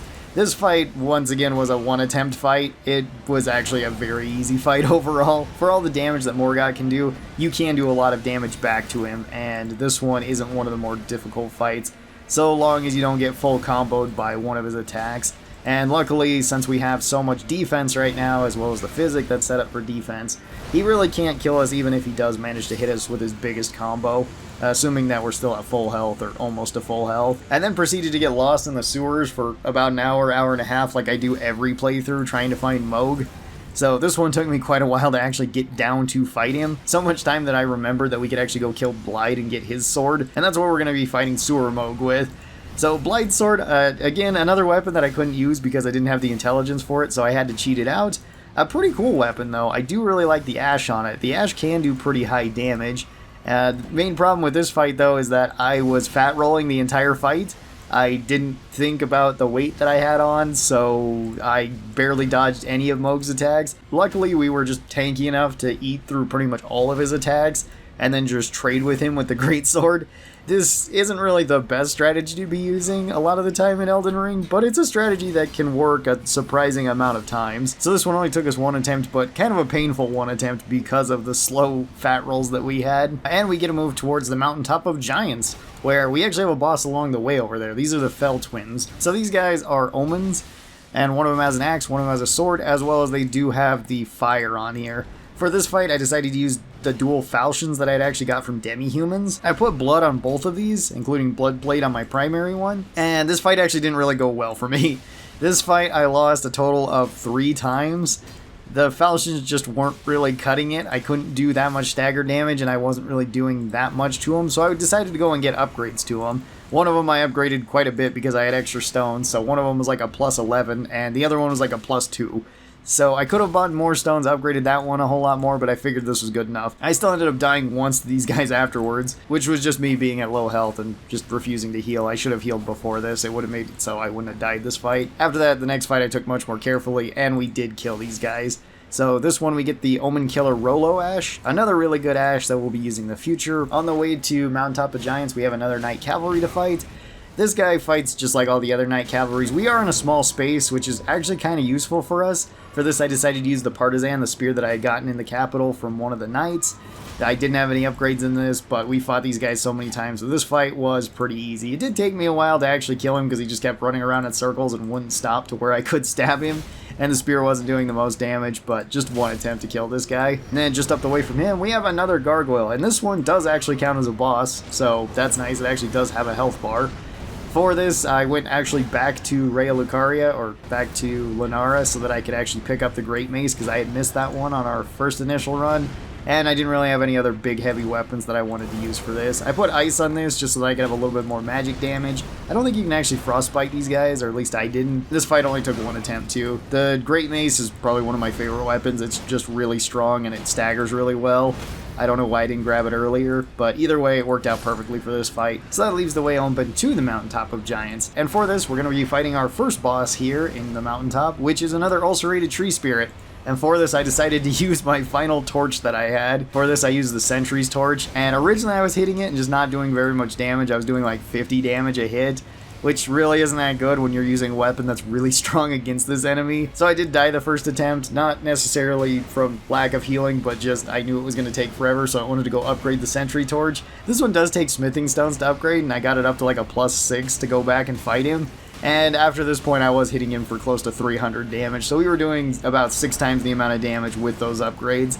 This made it so the fight was actually quite easy to beat him with this torch. The torch still comes with all the same downsides that every torch comes with, so it has short reach, it has an awkward attack pattern, it doesn't have any sort of riposte, as well as the ash really isn't anything crazy on it, but it is another weapon I can cross off, and another torch that I don't need to use for anything stronger than this. And that would wrap up Day 8 and Day 9. On to Day 10, where we're going to be taking on more enemies in Mountaintop of Giants and in the Consecrated Snowfields. At this point, I'm probably going to be needing to upgrade weapons more frequently, just because at this point enemies do have a lot more health, and they might just be able to tank through all my hits, and me not being able to kill them quickly can be kind of an issue. Onward and upward to the Mountaintop of Giants, and we're getting into the end game here where there isn't actually that many more bosses left for us to fight. First boss of Day 10, we have the big old Ice Dragon. This dragon has always kind of given me problems. Well, he's always killed me, I think, on just about every run that I've played in Elden Ring, because inevitably I get stuck between his wing and his foot when he does the big Ice Blast. And this will kill you because it does really high damage and it frostbites very fast. It also pretty much guarantees that you get knocked off Torrent, which I like using Torrent for any of these dragon fights because they move around a whole lot. For this I used my Gargoyle's Halberd that we obtained last time, and this one did have a couple of pluses thrown onto it, which certainly helped. This fight actually only took one attempt. I didn't die this time, which is kind of surprising because I always assume I'm going to die at least twice to this guy. And we get another Dragon Heart as well as an Ice Breath, which might come in handy in the future. Right next to the dragon there is also a cave, and this cave contains the Godskin duo. Not really the main line Godskin duo, but the more fair Godskin duo where you have to fight the skinny one, and then you gotta fight the fat one. For this, I decided to use the Knight Rider's Glaive. I did actually upgrade this a couple of times before I came here, so this is like a +4 weapon. This weapon is strong. It scales incredibly well off of strength, and I keep forgetting to like heavy infuse my weapons. Since we're going with more of a strength character here, I will have to remember that in the future.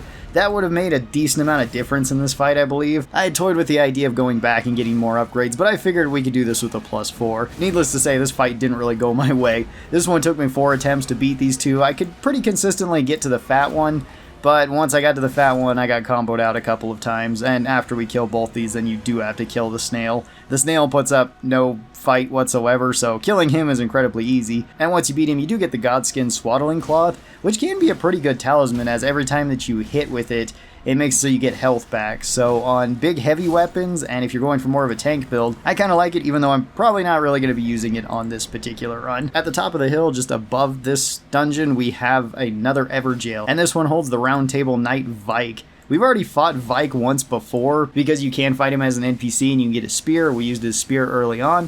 For this, I'm using my other Gargoyle's Halberd. This is the Black Halberd, which this one also had a few pluses thrown onto it. I think this one was like a +4, so another pretty decent weapon. This one does holy damage. I don't think Vike is weak to holy, and he does a lot of damage with his lightning, as he nearly killed me multiple times throughout this fight. Once we do beat him, we do get his armor, and the fingerprint armor is pretty decent. I do like it, as well as we also get his lightning that we can use, which can prove to be pretty strong against certain enemy types. This fight only took me one attempt to beat him. Wasn't too bad, and so long as I just didn't run out of stamina, I wasn't really in any danger of getting comboed out by him, since most of the NPC fights like this, they kind of play very passively. At least if you're playing somewhat passively. They tend to not rush at you too much. And with something like the Halberd, you can always knock him back, so that's good. And right off the side of the hill, next to Vike, we have a Deathrite Bird. This one is the second strongest Deathrite Bird in the game. This one can do a lot of damage, and the next one does even more damage.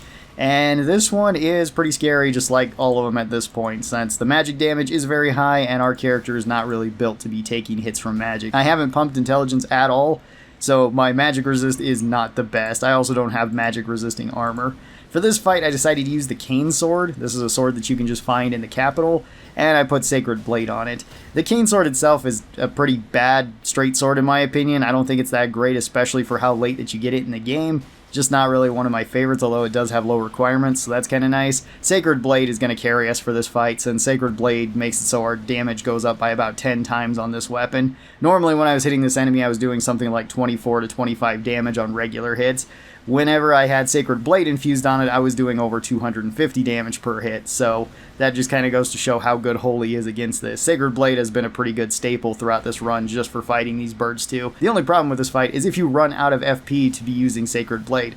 I also haven't pumped mine at all, so I don't have the most FP, nor have I really invested in any FP flasks, because I haven't really needed them. This fight, it might have been useful to have them, because I did manage to beat this bird nearly to death. We got it down to about the final 1/8 of its health, and then my damage just tanked when Sacred Blade ran out. I went back down to that 24-25 damage with light attacks on an enemy, and we just kind of slowly had to whittle down their health, which, I mean, we did manage to do. This one was a one-attempt fight, so that's pretty nice. And from this, we do get another spear. This is the Death Ritual Spear. It's got ice on it, so that's pretty nice, as well as it's got the Deathbird spell that you can cast from it, which isn't really the best. It's not the most consistent spell to be using, but it is a really cool looking spell nonetheless. And just north of the bird, actually just on the side of that same cliff, there is a Skull Mariner. Now this one technically doesn't really count as a boss, but all the other ones have, so I figured I would include it here as a boss. This one I used the Coated Sword to fight. I had to cheat this out so that I could actually use it because I didn't have enough faith to wield it. This is an entirely holy weapon. It's got a really cool ash to it, but this fight was nothing really special because this guy can't summon a whole lot. Yes, he does do his splash attack more often, but it doesn't really do that much damage, so it just became me waiting to trade for him and then just keep hitting him until he was eventually dead. This one does actually give us a death root, just like the other ones, but this one also gives us a weapon. It gives us the steeple, which is kind of nice. I forgot that this weapon actually dropped up here, so we'll use that in the future. Rather than going down the hill, we went across the bridge, and we came upon the Erdtree avatar here. This one is a double fight, sort of. It starts out as just a 1v1 fight with another tree avatar, so at this point we fought so many of these that they are very easy to fight. For this, I decided to use the Godskin Stitcher that I had got at the Volcano Manor, and I put Flame Strike on it. Flame Strike is a great ash, and just dealing more fire damage to these guys will make it so we kill them quite a bit faster. Once you get one of them down to about 2/3 of their maximum health, they will spawn the other one. Now they do share the same health bar, which is very nice. It's not two separate health bars, so you can focus either one. This does kind of become an issue though when there is two of them here, because their attacks become a lot more spaced out, as well as one can definitely block the other one, so you can't really see what it's doing in the background, which usually means it's going to hit you with a big heavy attack. The damage from these guys is still pretty significant. We don't want to get hit by them too much, but this was another one fight victory. These guys aren't that difficult. and so long as I was patient and just could take these on one at a time, I wasn't in any real danger of dying from their actual attacks. I then went back down to the castle, where we need to fight O'Neill. You have to fight O'Neill in order to get the other half of our medallion so that we can get to the Consecrated Snowfields, which will unlock quite a bit more bosses as well as more content for us. This guy is actually pretty tough. He beat me pretty fast on my first attempt, because he does have ice and he has lightning, he can build up frostbite, he hits fairly hard with each of his attacks, as well as his attacks can be a little bit strange just in the way that he does attack. His lightning attack with his stomp also does a ton of damage and can easily kill us if we aren't too careful about it. On top of that, he's also got two knights that he summons at the very start of this fight, one with a shield and a sword, the other one with dual swords. These guys are no slouch when it comes to damage, and they both are very aggressive. It's usually better to take these two out and then fight Niall. Niall is a whole lot easier when he's just by himself. For this fight, I used Solarius Tree.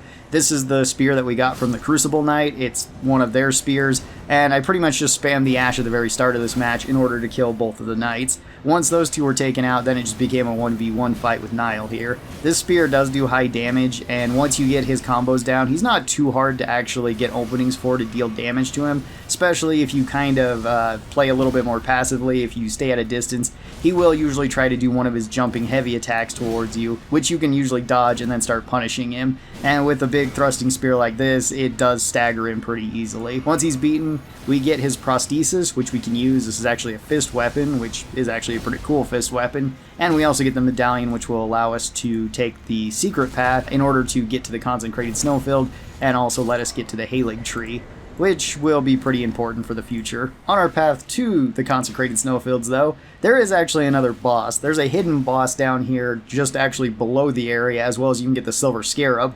The Silver Scarab is going to be potentially really useful for us if we ever need to farm weapons, as it just gives you much higher item discoverability chance. There's a boss down here, though, too. This is the Stray Mimic tier, and the Stray Mimic tier fights exactly the same way as the previous Mimic tier, meaning that if you take off all of your weapons and your clothing and you go inside of the boss area, the Mimic tier will spawn with nothing on them, meaning that they'll just try to punch you. Also meaning that this fight is one of the easiest fights in the entire game. Just throw your armor back on, pick whatever weapon you want to use, and fight them. For me, I decided to use the Distinguished Great Shield. I've collected quite a few shields, and I haven't shield bashed an enemy in quite a while. Last time I did this with a small shield or a medium shield, and it took absolutely forever.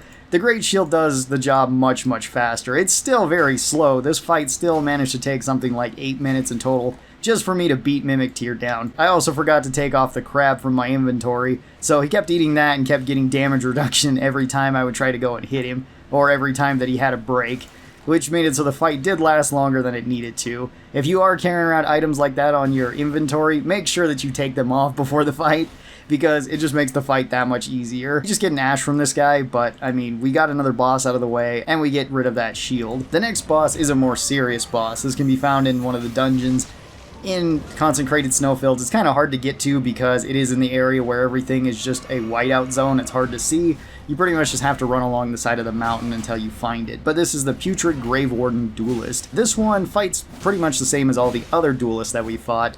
However, this one has Scarlet Rot, and if you get grabbed, you get Scarlet Rotted immediately. He also just does more damage because he's scaled up to the Consecrated Snowfields area, so he is probably the hardest of the duelists to fight. For this, I decided to use the Serpent Bone Blade. This is a katana that we had picked up a while ago. This one is generally seen as one of the weaker katanas in the game.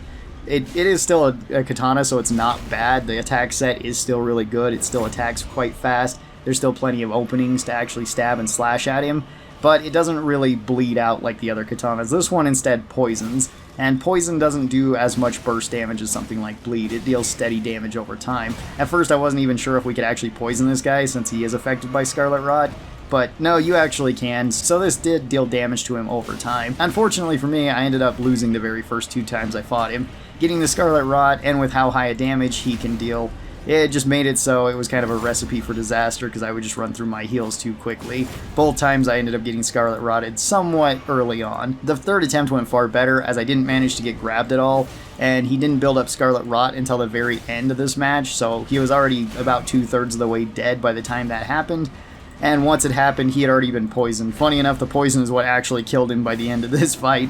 I think I got him poisoned twice from this. So with him out of the way, we do get his outfit, and we do get some great glove warts, which can be really useful for upgrading our ashes. Moving on up through the Consecrated Snowfields, we have another boss. This is another Putrid Tree Avatar. This one is the strongest of the tree avatars that you need to fight. Well, you don't actually need to fight this one, but it's the strongest one that we're going to fight. And for fighting this, I decided to pick a rather fun weapon. Once I got to the Consecrated Snowfields, I had found St. Trina's torch. This torch has sleep on it, although I don't believe you can put these enemies to sleep. It actually has pretty good sleep build-up too, but mostly I was interested because it was a torch and it did fire damage. The first fight of this guy did not go well. He pretty much instantly killed me from the rot and from a slam that hit me. And then the second fight went a whole lot better, where the torch was actually doing surprisingly good damage. I was actually doing over 300 damage a hit with this. I did upgrade it a couple of times, so I think it's like a +6 in this fight. Its ash didn't really help us at all, and most of this fight just was me running back and forth between the areas, because every time he slams, he puts down the Scarlet Rot. You just have to get out of the way of that, otherwise you'll just keep taking damage, and if you get Scarlet Rotted, you just have another problem on your hands. This fight only took me 2 attempts, and the second attempt went way better than the first one. If you follow the frozen river down the Consecrated Snowfields, you'll end up at this cave that has a mist dungeon in it. And this one has a boss as well. This is the Misbegotten Crusader, which this Crusader actually has a unique weapon, and a weapon that I feel like should be a main boss weapon since it is basically the Elden Ring sword. This guy, like all the Crusaders, can do a lot of damage. He fights very aggressively, and on my first attempt he did absolutely kill me. He beat me down pretty bad within just a few seconds. Second attempt went much better for me. For this I used the Gargoyle's Black Axe, since I hadn't used that one yet. This one I think had 1+ on it, so it was a +1 axe. The main reason why I went with the Great Axe here is because Great Axes stagger these guys really easily, so as long as you have stamina, you can pretty much just keep light attacking, and there's not a whole lot they can do about it. As well as if you throw in some jump attacks, you're going to stagger them really quickly and knock them down. This makes it pretty easy to just constantly go for riposte, knocking them down, dealing damage. For beating him, we do get the Golden Order Greatsword, a pretty interesting looking sword, but one that I can't really use unless I cheat it out because I still haven't the faith for weapons like this. And found right outside of this area, there is another Great Worm. This worm is actually one of the easiest worms to beat. I decided to use the Deathrite Spear for this, the one that we had just gotten from the Deathrite Bird. And the way that this one is just so easy to beat is you go and poke him, make him angry, and then run back up the area that you just came from. There are giant octopus, the giant land octopus around there. Get them angry, and they will usually just go and beat this guy up. They do so much damage and have so much stagger, as well as they can constantly heal themselves, that they can basically just 1v1 this guy. I barely put in any effort to actually kill this guy. It actually wasn't even me who dealt the killing blow to this guy. The octopus did. And was still in like half health by the time I was done with this fight. So yeah, this fight was by far one of the easiest, and if you're having trouble with this particular guy, or if you've never fought him like this, try it out. Going from an insanely easy fight to a pretty difficult fight, we have the Knight Cavalry. Now these guys we've fought in before, however this is a double Knight Cavalry fight, one with a glaive, one with a flail. The flail one I don't find to be as bad as the halberd one. The glaive one I just find I get hit more often than the flail, so there's that. Luckily for me, these guys did want to fight separately, so that was pretty good. For this fight, I chose the Vulgar Militia's Saw. This is a pole arm that I went and upgraded. Originally, I tried fighting them with this, and it didn't really go that well. I didn't end up dying, but I just wasn't doing any damage to them, so I decided to leave the area and then fast travel, get this fixed up, and then come back.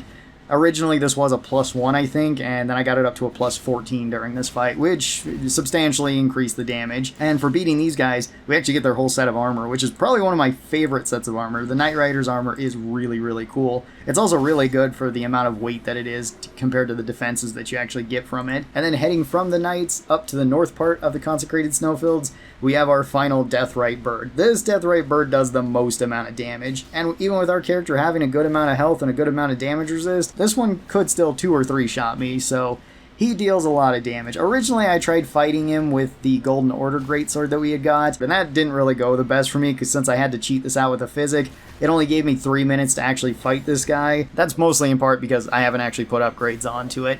So I died to him twice before this, and the third time I just ran out of the physic use. I then decided to leave and come back. This time I came back with the Flowing Sword. This is a curved sword that I had also found in the Consecrated Snowfields.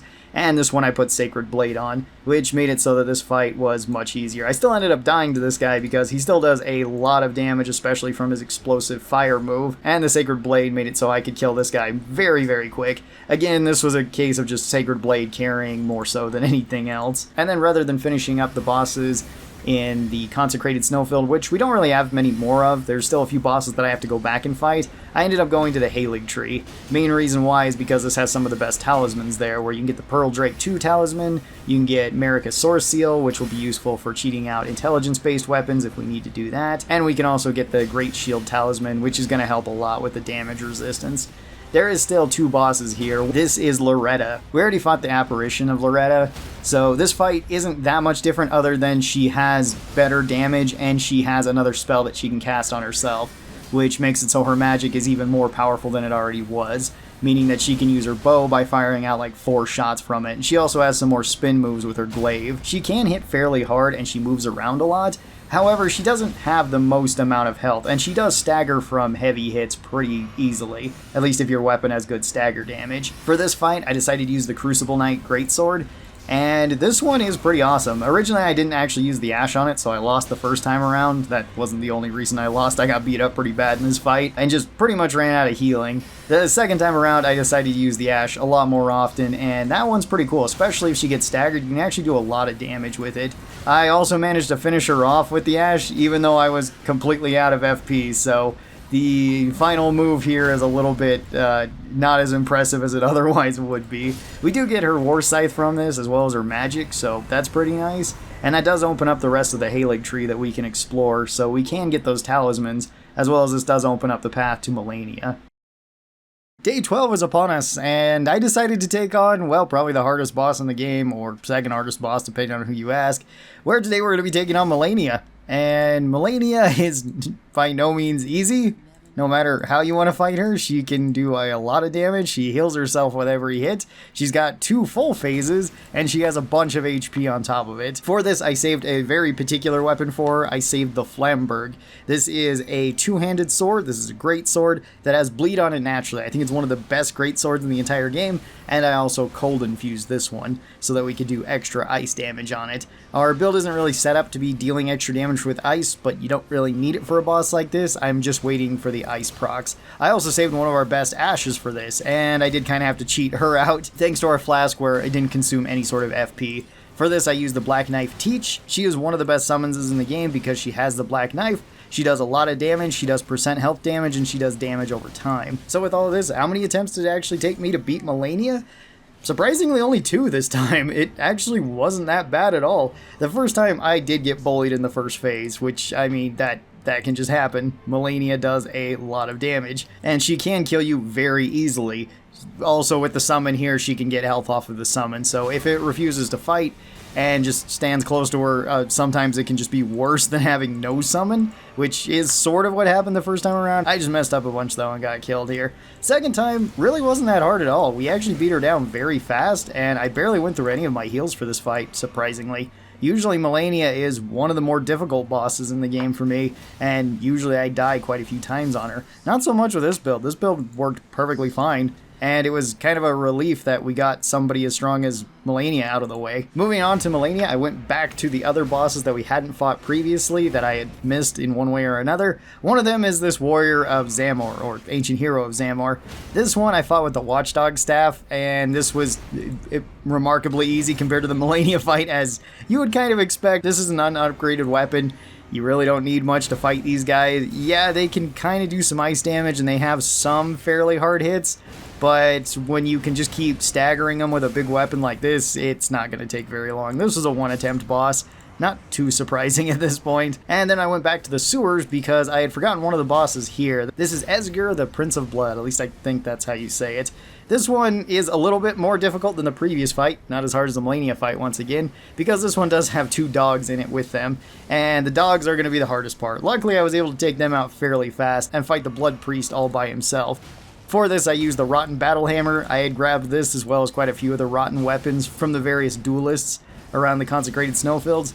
This one is a fantastic weapon. It is a great hammer. Great hammers are really good, and it has Scarlet Rot on it. I actually just let this person rot to death. So this was, again, another very easy fight, and only a 1-attempt fight. Moving on to a more difficult fight, we have Estelle. This is the Estelle of the Consecrated Snowfield, so this is the stronger one. I've never been good at fighting Estelle. I'm just pretty bad at fighting them overall. I always get hit by the gravity attacks. I never know the reach. I always get hit on attacks where I think they would have gone past me, but no, I get hit by them. So these ones always take me a while. This one actually took me, I think, like 5 attempts, and I did have to throw some upgrades into my weapon. For this, I used the Duelist Rotten Great Axe, which actually isn't even a Great Axe, it's a Colossal weapon. It does have Rot on it though, so we were able to Rot Estelle. We only need to Rot it once after I threw some upgrades into this, and then the rest of the time we could just keep wailing on it. This one I believe took me like 5 attempts in total to actually beat Estelle, so this one, at least for my current build and setup, was actually more difficult than Melania, although I definitely kind of overkilled Melania and didn't use any summonses for this fight. Either way, 5 attempts for Estelle. And then on to probably one of my least favorite bosses in the entire game, Fire Giant. Fire Giant is just such a pain to deal with so often. He can deal tons of damage, he has big AoEs, he rolls around a lot. The area that you're fighting him in is huge and it's uneven, so it's really easy to get hit by stuff, really easy to get caught on stuff, and it's just not a very fun fight. This is probably one of my least favorite fights.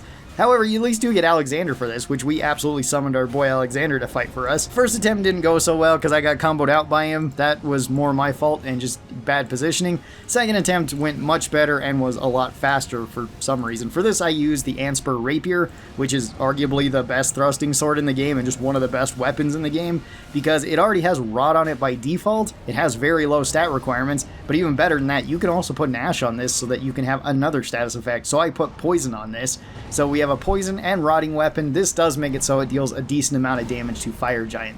Best part about this though is that in between phase 1 and 2, he actually resets his resistances. So even if you poison and rot him in the first phase, the second phase you can poison and rot him just as easy as in the first one. So killing him with a weapon like this is much quicker.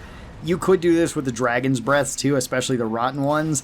They work really well against him too, that way you're not having to deal with all of this. But the Anspur Rapier was good enough for us. It also really helped for this fight that Alexander was just punching him in the eye or punching him in the head a lot of the times, which deals really high damage. Alexander's a fantastic summon for this, just because he has so much health, he's so tanky, and he's completely immune to fire, which is fantastic. Moving on to Farum Azula, we have another one of my least favorite boss fights in the game, and arguably one of the hardest boss fights in the game. This is Godskin Duo. This one is the main reason why I went and did the Volcano Manners quest. If you do all of this, then you can summon for this fight, and you can summon Bernal, who Bernal is an absolute tank for this fight. He does not die at all. He can heal himself. He heals himself on hits. He has just a ton of HP. He does very high damage, as well as his AI is actually really smart, because one thing that you can do in this fight is put one of them to sleep, and then Bernal won't try fighting that one. He'll go and fight the other one. So this turns into a 2v2 fight, which is a lot more fair. The weapon I used for this was the Bloodhound's Fang, which did have some upgrades. I think it was a +6 or a +7 Bloodhound Fang. Very good weapon that I've been saving for a fight like this, although it's kind of overkill in this fight, because this fight was actually not very difficult at all. We managed to kill both of the Godskins incredibly fast. They summoned the third one, which we were able to just beat down constantly because there's just so much stagger between me and Bernal hitting them. So we killed that one, and by the time the fourth one summoned, we kind of just rushed him down too. And if you do these quests beforehand, it does make it so some of these more annoying, much more difficult boss fights are actually a lot easier in this way. And since the Godskin Duo is dealt with and the Volcano Manners quest is completed, makes sense to go back and kill Rykard, right? We might as well go kill their lord. So this weapon is kind of already picked out for me, because it's the Serpent Hunter Spear. I didn't upgrade this at all, but if you are struggling with Rykard, you can just go throw some upgrades into it, thanks to the Somber Stones that it uses. Rykard is an incredibly easy boss, because the Serpent Hunter is a really good weapon. It's actually a really good weapon in general, because it doesn't have any stat requirements, so anybody can use it, and it's got high base stats. It's a heavy thrusting spear, but on top of that, it also has its own unique Ash, as well as its own unique attacks, at least in Rykard's area. Outside of Rykard's area, this one doesn't have its super long-range attacks. But this makes it so the fight is incredibly easy. This was another one-attempt boss fight. You just stand there and just keep hitting him and then dodge the snake heads. Rykard can do a lot of damage, and if he does his big skull explosion move thing, he can actually be pretty scary, but that's about his only real scary thing. So yeah, one attempt for Rykard. That only left a few bosses left in Farum Azula, and before going and getting them, I figured it would be best to unlock the DLC so we can go there. So up next is Mohg. Mohg can be a particularly difficult boss, because he actually does a lot of damage. I did actually have the Mohg Shackle for this, so I could have used that and made this fight immensely easier, where he just can't use his kneel attack, which is probably his scariest attack since it heals him and bleeds you. He does use a lot of blood attacks. So long as you can stay up close to Mohg, he doesn't tend to use his range attacks too often, and then you just kind of have to contend with the spear. Unfortunately, he still is really strong, and he did beat me multiple times. This was actually a 4-attempt win, so this one did take me multiple attempts. And I did have a summon as well as a pretty strong weapon for this. I was using the Wing Scythe, another scythe, which I absolutely love the scythes. They are very, very fun. Does a lot of damage, although this one I did have to cheat out because I didn't have the faith to use it. So the Flask came in handy here, and the Flask came in handy so that I can summon out Bloodhound Knight too. Bloodhound Knight is a fantastic Ashe as well. He does a lot of damage and he moves around really quick. However, he can't really take a hit, and sadly, Moog can actually take quite a few hits. So Bloodhound Knight died pretty much every time that I attempted this fight. For beating him though, we do get a lot of runes, and we get access to the DLC, which will be on day 13. The DLC, this one is what I've been really looking forward to. I only played the DLC once before attempting this challenge, and it was really fun. I didn't find all of the bosses in this challenge. We are going to be fighting all of them, so I'm really looking forward to this, as well as I'm a little bit nervous to the DLC, because the DLC is a substantial step up in difficulty from the base game. So the very first enemy that I decided to fight was the Ghost Flame Dragon. You can find this one just north of where you actually start in the DLC, and this is a big undead dragon. For this fight, I was going to go all out and make sure that I had a weapon that was fully upgraded, or at least most of the way fully upgraded. I upgraded the Morningstar up to a plus 24. I also put Sacred Blade on this because all of these Ghost Flame Dragons are incredibly weak to holy damage. And I quickly found out that this was definitely overkill. Suddenly my Morningstar was doing like 2,000 damage a hit. And this is without any upgrades from the Skidoo tree, or maybe I had one in my character at this point. And yeah, the damage is absolutely insane from this. It made it so this fight was incredibly easy. I had no issues fighting this dragon whatsoever, and really made me think that I might have over-prepared for this DLC. I still wasn't particularly high-leveled at this point. I believe we were around 150 to 160 here, so still not massively high, largely because a lot of my money, a lot of my runes, has been going to weapon upgrades now. So every time I want to upgrade a weapon to like plus 20, which is where I've kind of been putting them for the DLC, I've had to go and use up like the 100,000 runes that I usually get from a boss to then go and buy the stones and buy the upgrades, which is fine. That actually hasn't really been bothering me that much because our character is pretty much fully built, at least for a strength build here. But that's one dragon down, and that was incredibly easy. If you're struggling with the Ghost Flame Dragons, try Holy because the damage is absolutely insane. Moving from an incredibly easy boss to a more difficult boss, at least for me, we actually went down to the cave nearby that has the Demi-Human Swordsman in it.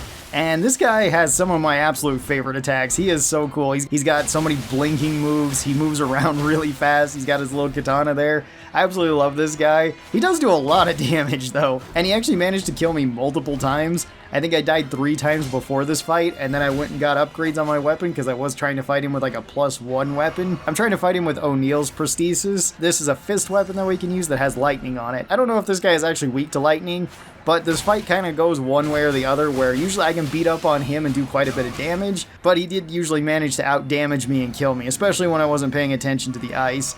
So I died 2 more times even after the upgrades here.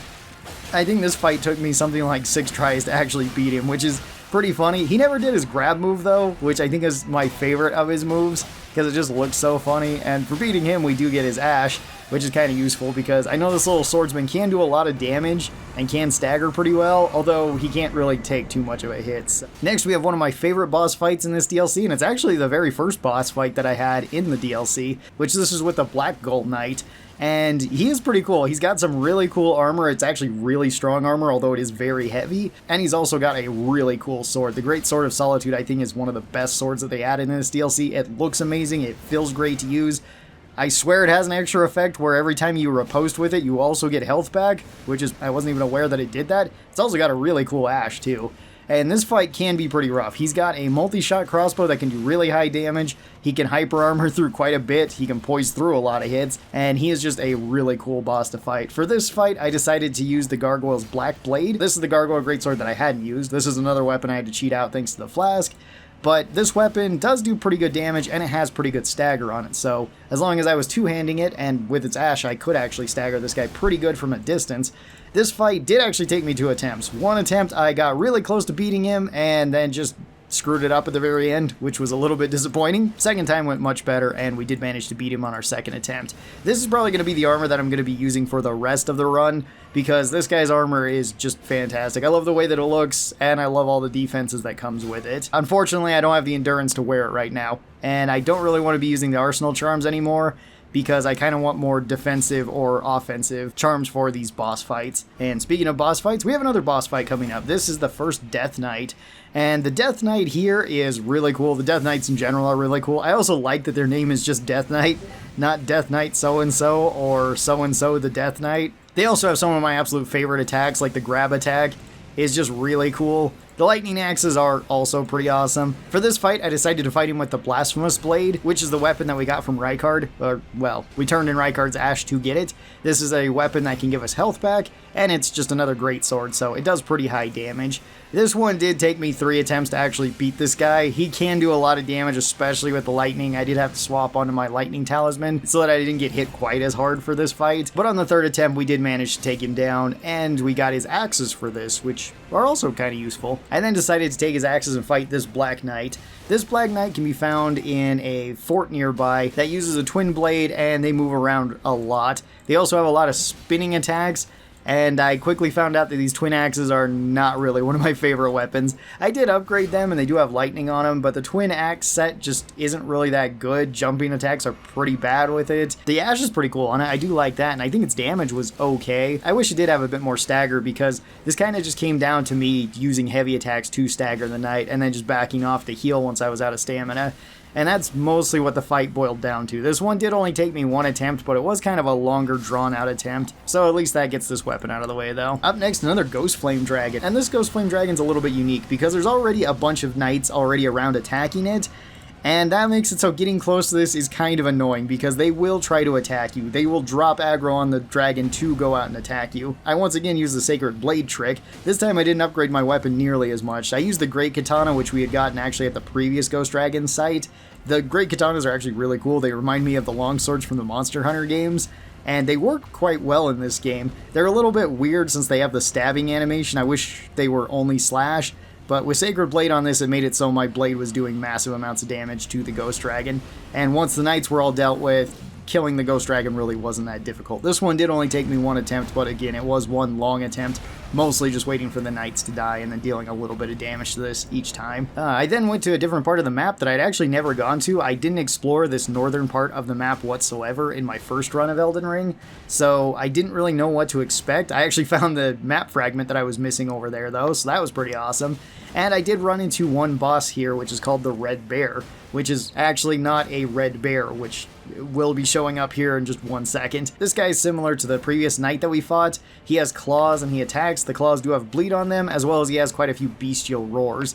These are kind of cool, but this guy isn't really that difficult. His armor's not really that good. I checked that afterwards, and it just doesn't protect that much. For this one, I used the Black Knight's Great Hammer, and this weapon easily bullied him. This is a Great Hammer, so they are really good at just bullying just about anything. But this was especially easy. I barely used up any healing during this fight, and pretty much could just walk forward and spam light attacks until he was dead.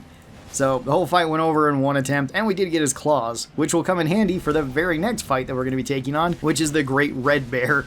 And these claws really weren't the best to be fighting this enemy with. I did upgrade these. These are all the way up to like a plus 24. I think the previous weapon I used was like a plus 8. I didn't even bother really upgrading the Great Hammer. I upgraded these all the way, and they're really not that good for fighting this bear. I'm not used to the dual claw attacks at all, so I got hit multiple times in this fight and died multiple times in this fight, actually really quickly, because this bear does a lot of damage.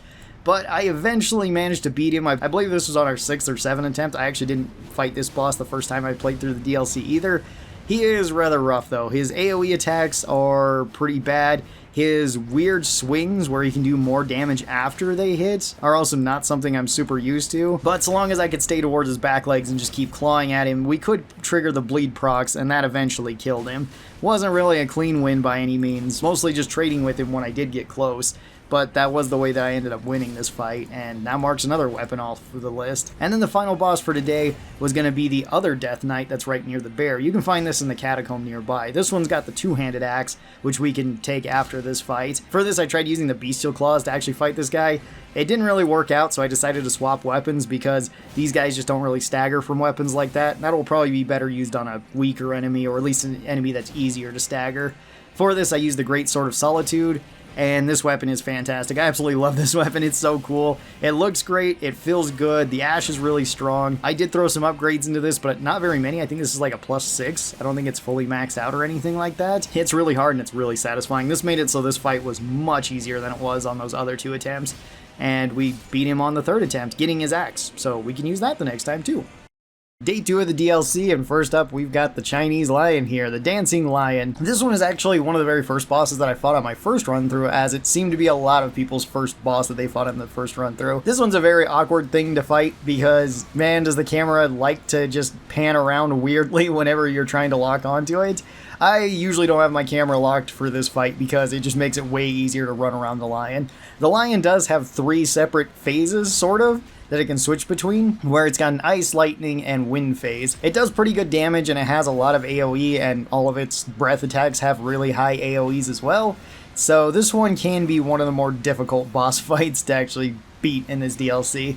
For this, I decided to use Milady. This is the very first light greatsword that I found, and this one's pretty good. This one actually has Impaling Thrust on it, which I wasn't aware of. Impaling Thrust is a fantastic ash, especially for a fight like this. I don't think the light greatswords have the most knockdown. I'm not actually sure how much poise they do. It didn't actually seem bad when I was trying it out here, but Impaling Thrust makes it so the knockdowns are way more consistent here. I was also able to wear pretty much my full gear of heavy armor now, which is kind of nice, and I did summon Freyja for this fight. I tried to summon our Dragon Knight Kristoff for this fight too, but sadly the lion kept beating me up, so by the time I went to ring the bell, it actually didn't spawn the knight in, so I couldn't actually call him out. I didn't have enough FP to call him out normally, so I was using the flask to get the no FP cost for like 10 seconds.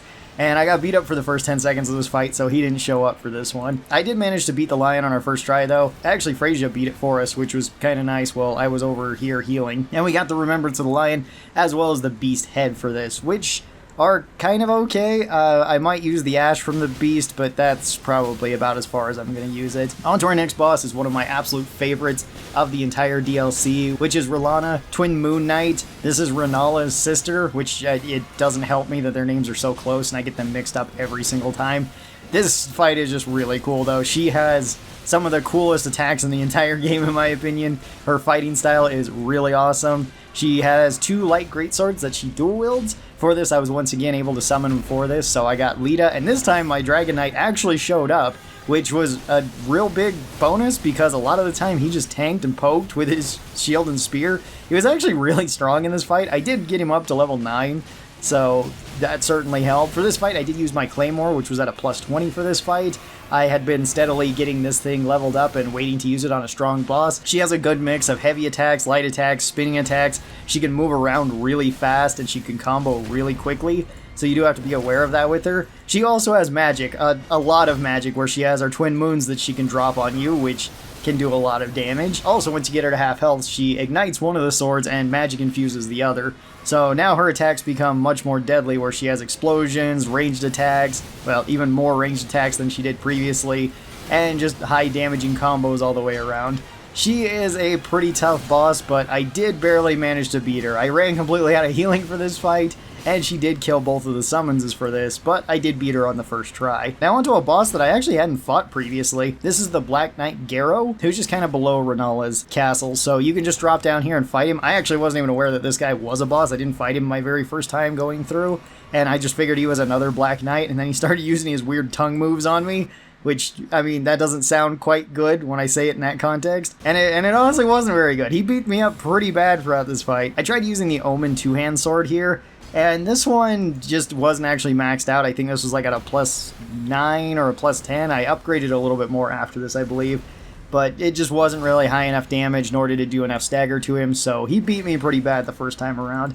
Second time around, I decided to bring the Anvil Hammer. We had picked this one up earlier, and this one already had a +9 on it. This is a fire hammer, fire colossal weapon that does really high damage and has a really high chance of stagger breaking enemies like this. And the second round of this fight went much better for me.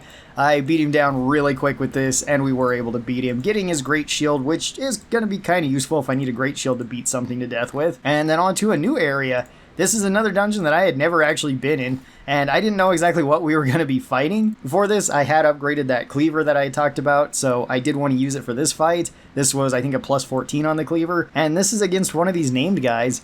You can find these guys all throughout the DLC. They do pretty high damage. They can attack really well at range. They have long combos. They spin around a lot. This one is like a complete darkness fight where he can just disappear and reappear to fight, which is a pretty cool mechanic.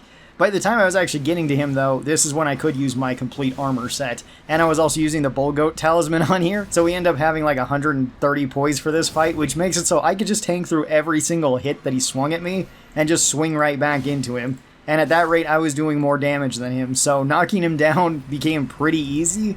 And then every time he did get knocked down, I was able just to heal up so that I could keep hitting him. This fight only took me one attempt and was probably the easiest fight that I've had in the DLC so far, besides maybe the Ghost Flame Dragons. And moving up the way a little bit from Rennala's castle, we then have another Great Red Bear. This one doesn't seem to be as strong as the previous Great Red Bear that we just fought. I did fight him in the exact same way, which was probably not the best thing. I used the Beast Claws for this. These were a plus 24. I'd been holding on to these for a little bit, so I feel like this was a decent boss to try this on, and it really didn't go well for me for quite a while. I got my butt kicked really bad for the first, like, 2/3 of this fight, where I went through all of my healing really fast, and barely had gotten him to half health by the time that I was pretty much out of healing, so I figured this one would be a loss.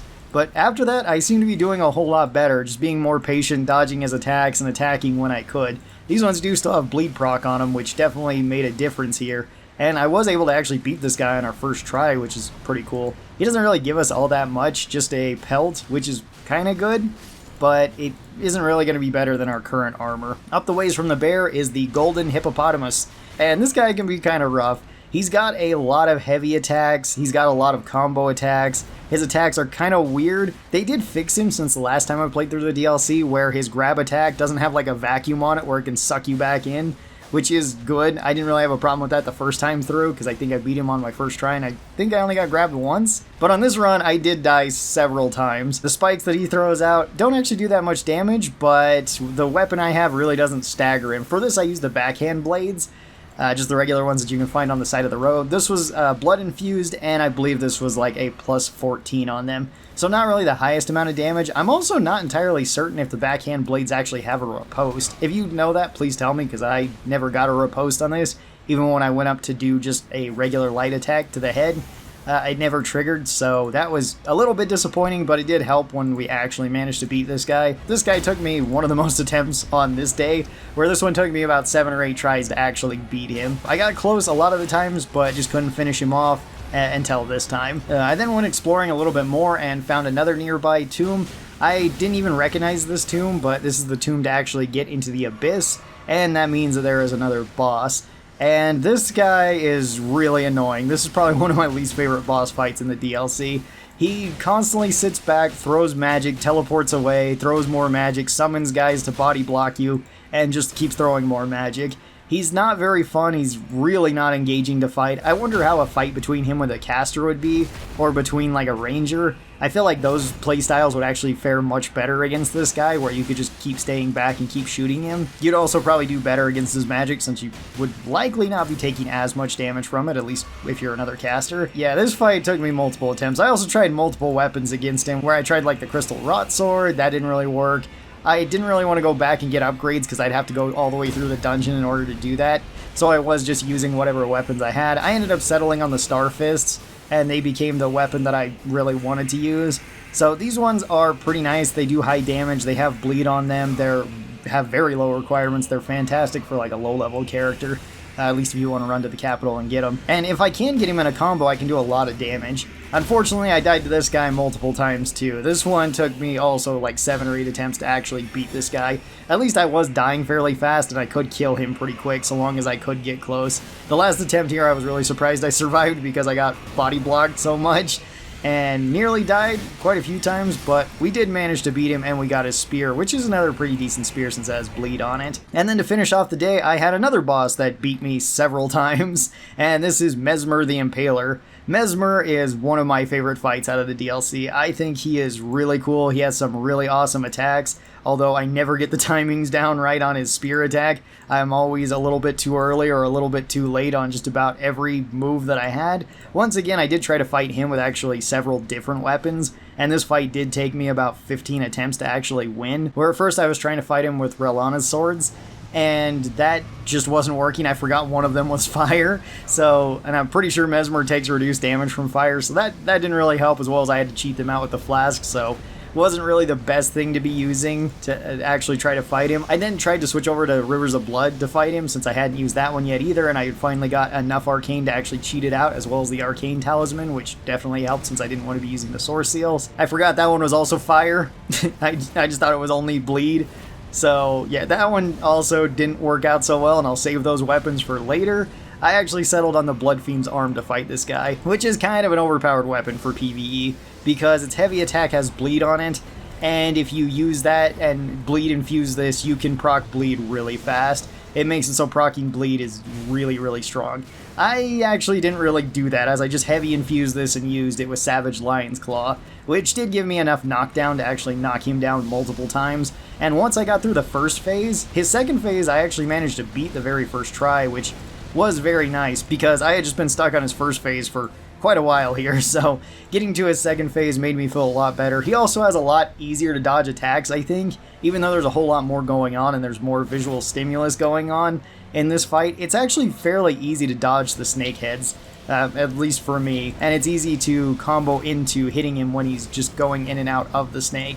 There can be issues, especially if you're a shield user. I know that his first phase is a lot easier, and his second phase becomes a lot more difficult because he can just stay in snake mode and keep attacking you, and there's not a whole lot you can do. I rarely use shields, at least shields to actually like guard counter and stuff, so that wasn't such a big deal for me. And Messmer did fall, but so far he's been the boss that has killed me the most in this DLC. Coming up on day 15, we've got new bosses to fight. Today is going to be Gaius, which I was actually trying to fight before Messmer during this run. I just got completely lost in his castle though. Main reason I wanted to fight Gaius is that he's actually holding quite a few Erdtree fragments, or at least they're located behind him. And this boss actually gave me the most amount of trouble throughout my first run, mostly because he could spawn right at the front gate and charge you down. His boar also has very, very wonky hitboxes where it can actually hit you twice, and that can 100 to 0 you, which it did to me, at least on my first run. This time around, it actually went surprisingly well. For this fight, I decided to use Rivers of Blood. This is the fire katana that I was trying to use on Messmer before I remembered that it was fire. For this fight, it works out okay. The katanas don't have very much stagger, and for a guy like this, staggering him can be pretty useful, so a big two-hand weapon is nice, but the katanas do attack pretty fast, and they give me plenty of time to dodge away. I don't really know the timing of his boar attacks. Sometimes he just keeps attacking, and sometimes the boar's head swing can come out surprisingly fast, so we can still get hit by that. I did use a summon for this. For this, we used the Banished Knight with the halberd, which certainly helped. He doesn't really do that much damage to a boss like this, but he was a good enough distraction for us to heal up a couple of times during the fight, so we didn't have to worry about that. And getting Gaius to his second phase isn't too bad. I think his second phase is actually easier than his first phase, since he usually does more big, sweeping attacks that are easier to dodge. Whenever he's doing the faster attacks, it's just more difficult for me to dodge. This one took 2 attempts, but we did manage to beat him on the second. I also unlocked the secret area nearby, which I hadn't ever unlocked before, where you have to go up to a statue and then use the Oh Mother emote for it. These are the 2 tree sentinels that you fight out here, and luckily for me, they decided to fight me one at a time, where one of them just walked down the road, and the other one decided to actually stay and fight. So beating the one with the torch was really easy. You just stay to the torch's side and just keep stabbing him. For this, I used the Crystal Rotten Sword, and I had +3 on it. I didn't really think I needed much more than that to kill these guys. Although I did kill the first one and he stays dead, but the second one doesn't. So I'm wondering if these are actually 2 separate bosses, or if I should have counted them as 2 separate bosses, considering only one of them will actually give you runes upon defeat, the other one won't. So I'm going to count these 2 as 2 bosses, since we only have the runes from them, and these guys took me 2 tries. And then we move on to the second boss in the area. I thought there was actually only the tree sentinels here. There's actually a full-grown fallen star beast over here, which this one fights just like all the other star beasts. It's just stronger because it's in the DLC. So if you've gotten used to fighting these guys, they aren't too bad, and big blunt weapons certainly help against them. For this, I use the Smith Script's hammer, which has a really cool ash. It has a really cool heavy attack where you just chuck it at enemies. This weapon did actually get nerfed, I think, in the last patch, where it doesn't have as high scaling as it used to, which is probably good, because it kind of had dumb scaling before, where it was already quite strong and scaled really high. And then I think if you put Flame Art on here, it scaled even higher, because it also scaled off of Faith pretty well. So you can actually get a pretty strong weapon here. Mine's not super strong. I think this is like a +8 when we fought him. So this fight did actually take me quite a while to beat him, but we did beat him first try, so that was pretty nice. I then descended down into Messmer's castle to the lowest area where this sunflower is, And this one is interesting. The Sunflower is actually the only 3-phase boss fight in Elden Ring, if you really want to call it that. It feels like 3 of the same-ish phase though. And this one is incredibly weak to fire. So for this, I naturally wanted to put Flame Strike on my weapon because that one is really strong. And for this, I'm using Caelid's Greatsword. I think that's how you pronounce this one. This is a greatsword that you can get from an invader that keeps attacking you. You do need to have a key in order to get to his room, and then you need to give him the Eye of Oculation in order to get this. And then he will drop this. You can actually get this greatsword and a dark katana that looks really cool if you want to do that from a different NPC. Main reason why I chose this heavy thrusting sword, even though it looks kind of more like a spear, is that it also has fire on it naturally, and you can throw something on it. This does have Impaling Thrust normally, which Impaling Thrust is really good, but Flame Strike is going to help us a whole lot more against the Sunflower. As you can see, he takes massive damage whenever you hit him with fire. 3 phases from this guy aren't too bad. The first phase, he generally just tries to smash you with his head and with his arms, flails around a little bit, and sometimes will use his ranged attacks. If you stay at a distance, he will throw thorns at you, so getting up close and personal is the way to go. After you've beaten the first phase, he'll sink down into the ground and his second phase will come out. Pretty much repeat the same process. In his second phase, though, he does have these charges, which are pretty annoying because they're completely random. He can charge between 1 and 3 times, I think, and sometimes he can just end up on the other side of the arena because of that. If he charged at normal increments, like it was just 3 charges, it would be a little bit easier to actually, dodge this, or if he charged twice or whatever it might be. They're actually not too difficult to dodge, but running from one side of a giant boss area to another has never been one of my favorite things to do in the Souls games. Those thorns can also come out pretty fast, and they do have a lot of bleed on them. I did get hit multiple times throughout this, but I did switch over my charm and my flask so that I could have more resistance towards bleed, because I figured that would do the most amount of damage. In his third phase, he has a new attack where he tries to explode, and he can actually explode multiple times from this. This killed me my very first time, where I nearly beat him, but he managed to just explode at the right time and kill me. The second time, I didn't let him do that and just used Flame Strike quite a bit more and beat him down pretty fast. So this was another 2-attempt boss fight. And then we move on to one of the hardest bosses in this DLC, which is Midra, Lord of the Frenzy Flame. This guy is pretty tough because he technically has 2 phases, sort of. His first phase is hardly a phase, as it's just this old man, which does actually do a lot of damage, especially with his scream or with his grab. But assuming you have a decent amount of health, you should be fine from this, and it shouldn't take you too long to actually beat him down. Once you do beat him down, then he enters his second phase, which this phase is by far the more difficult phase. This is the Lord of the Frenzy Flame, and he does quite a bit of damage. He can madness you, and if he madnesses you, that means you're probably going to be taking another heavy hit from that, which does a lot of damage, and this guy killed me multiple times throughout this fight. I believe this was about an 8-attempt win before I finally beat him. And yeah, he beat me pretty bad a couple of these tries. For this fight, I used Rolana's Twin Blades. So this is a magic sword and a fire sword.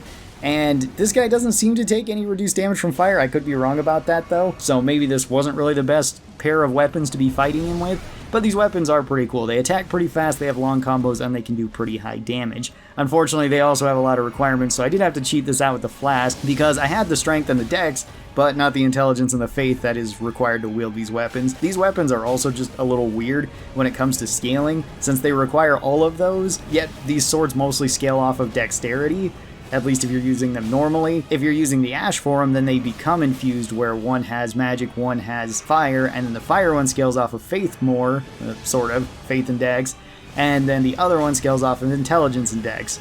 This could work on a New Game Plus run. I think it could actually work really well, where you can kind of just pick everything then. On this particular run, though, where I'm kind of picking everything but not good at any of them, these swords are not really as good as they possibly could be. Either way, after about 8 attempts, I did manage to beat Midra, just barely. I ran out of healing and nearly died, but we did manage to win. After the Abyss, I decided to go back to pretty much the beginning of the map and then head on over to the Dragon area. We then took on the Ancient Dragon Man, who is far easier than the previous boss. The Ancient Dragon Man is basically just an NPC boss. He has a great katana, which is pretty cool, so he can bleed you with it, and he does have some fairly strong hitting moves, but I didn't really want to use any of my really powerful weapons for this, so instead I chose one of my daggers. I used the Black Knife. This was actually a +8, so it was pretty highly leveled up. Black Knife is probably one of the best daggers, since it does % health damage with its Ash, and it has a pretty decent moveset, like most of the daggers, where it can attack really quick. It's just really bad at staggering. So as long as I was able to either just trade with him and then dodging the attacks, this fight wasn't really all that difficult, and this one only took me 1 attempt. This was one of the easier boss fights of this day. And speaking of an easy boss fight, up next we have the Mariner here, which the Mariner technically isn't a boss, so I'm going to go over this one pretty quickly. I used the Golden Epitaph. It didn't actually have any bonuses on it because these guys are kind of weak to Holy, and then I pretty much just followed him around and hit him with it until he finally died. This only took 1 attempt too, so nothing really to talk about there. A little ways away from that Mariner, we also have a Deathrite bird. The only Deathrite bird in the DLC, and if you paid attention to the last Death Birds that we fought, you know how crazy Sacred Blade is. So I put Sacred Blade on the Mengosh. This is the dagger that you can find in the DLC. It's a pretty cool little parrying dagger, but yeah, I plussed this up to about plus 20, and I really didn't need to. This was way overkill for this fight. These guys go down super quick to Holy, and this was another just 1 attempt boss fight. Super simple. Speaking of Holy damage and something that's simple, the final Ghost Flame Dragon. So this time I didn't actually use Sacred Blade on my weapon. If I did, then this fight would have gone a whole lot quicker, but I just wanted to use one of the weapons that I had thrown pluses into, but I hadn't used yet. For this, I used the Gargoyle Black Twin Blade. This is a somber weapon, so I couldn't throw something like Sacred Blade on it. And this Ghost Dragon fights a little bit differently, where he has all the same moves as the regular Ghost Dragons. He's got the charges, he's got the swings, he's got the head swing, he's got the fire, he's got the explosion. But he can also summon up skeletons, which is pretty interesting. And the skeletons aren't particularly strong. They're similar to like the Mariner skeletons, so you can largely just ignore them as long as they don't dismount you, and you should be fine. The weapon I was using wasn't maxed plus, and it wouldn't be the best of Holy weapons, but it did make this fight fairly simple, and I pretty much just ran around in circles, hitting him in the legs until I could eventually kill him, which didn't take very long at all. So another 1 attempt boss fight. I then fought pretty much the weakest boss in the DLC. This is the Demi-Human Queen that for whatever reason she counts as a boss. I used the glaive that I'd actually gotten from one of the skeletons in the graveyards nearby, and I fought her with this. This is like a plus 8 glaive or something. And you can kind of see it's just overkill for her. I don't know why this one is considered a boss, because she is just one of the weakest bosses in there, but she does have a health bar, so she goes on the list as well. 1 attempt for this boss fight as well. Moving over to day 16, we have pretty much all the remaining bosses in the DLC, and our very first one that we're going to be fighting is this guy, the Knight. This guy's weird. He fights really, really strange. There's really no other boss in the game that really fights like him, since he can attack you from multiple angles. He does these weird corkscrew attacks. He can summon his horse to attack you as well, and sometimes that just sort of sucker punches you. It's a little bit funny, and he has ice on here, so if you get frostbite, he can actually do a lot of damage. I am rather high leveled for this fight, just in terms of the Erdtree fragments. I probably should have fought him a little bit earlier, but either way, this is how the fight ended up going down. For this fight, I used the Ancient Meteoric Ore Greatsword, which honestly has one of my favorite ashes on it. I really love the charge forth that this one has, or the white light charge. It's really cool, even though it doesn't necessarily do the most amount of damage. I just really love the reach of it. This weapon I had upgraded as well, and it is a colossal sword, so it does a lot of poise damage, and it does a lot of damage on hit. This fight only took me 1 attempt as well, which is really nice. So this guy's out of the way. Making our way back to the dragon area, because I had actually ran up here previously, but I didn't really have weapons to kill the dragons. We actually do have quite a few dragons here. The very first one to fight is a Jagged Peak Drake, which is a boss, even though it is just a very generic dragon boss, so nothing really crazy here. For this, I used the Scavenger Curve Sword. This one has bleed on it, and I put even more bleed on this thanks to Bloody Slash, which made it so I could at least proc bleed a few times on this dragon. This was like most of the other dragon fights. It really didn't boil down to much other than just avoiding the fire, getting between its legs, hacking away at it, and then stabbing it in the face when I could. This was a 1 attempt boss fight, and all we get from this is some dragon hearts. Now moving up the hill a ways, we have the same exact boss fight pretty much. This is 2 Jagged Peak Drakes, them fighting one another, and one of them has a health bar. Both these are fairly tough, and they will keep fighting one another, so they actually do a decent amount of damage to each other. But this is another fight where it's not really that difficult to actually just get up next to them and keep hitting them, so long as you don't get caught in the fire between both of them. This is another 1 attempt boss fight that went pretty much the exact same way. I put bleed on my Beastman's Curved Sword and just kept hacking away at this until I could proc bleed and then kill it. This is another dragon boss down, and there's actually still 2 more dragon bosses to go in this area. The next one up actually does have a name. This is the Ancient Dragon Senisax. And this one is basically the same as Landsax, it's just that you're fighting it in water now. So its electricity attacks are far more annoying than they'd otherwise be, since they do more damage and they have AoE. Luckily, you can just kite this one over to the cave nearby, and it can't be using its lightning attacks as effectively there. For this, I'd use the Sword Lance. This is a heavy thrusting sword. This is the one that Gaius uses. So we got this, I bleed infused it once again, and I just kept poking them in the legs. This made it so this fight was actually pretty simple, and it went down with just one attempt. So long as I just avoided the lightning and the water, this really wasn't that difficult of a fight. So, another boss down. This one doesn't even give you Dragon Heart. This one just gives you the Ancient Dragon Smithing Stones, which is arguably better since you get enough hearts to just get all the dragon spells anyway. And you actually do have a limited amount of the Ancient Dragon Smithing Stones and Somber ones.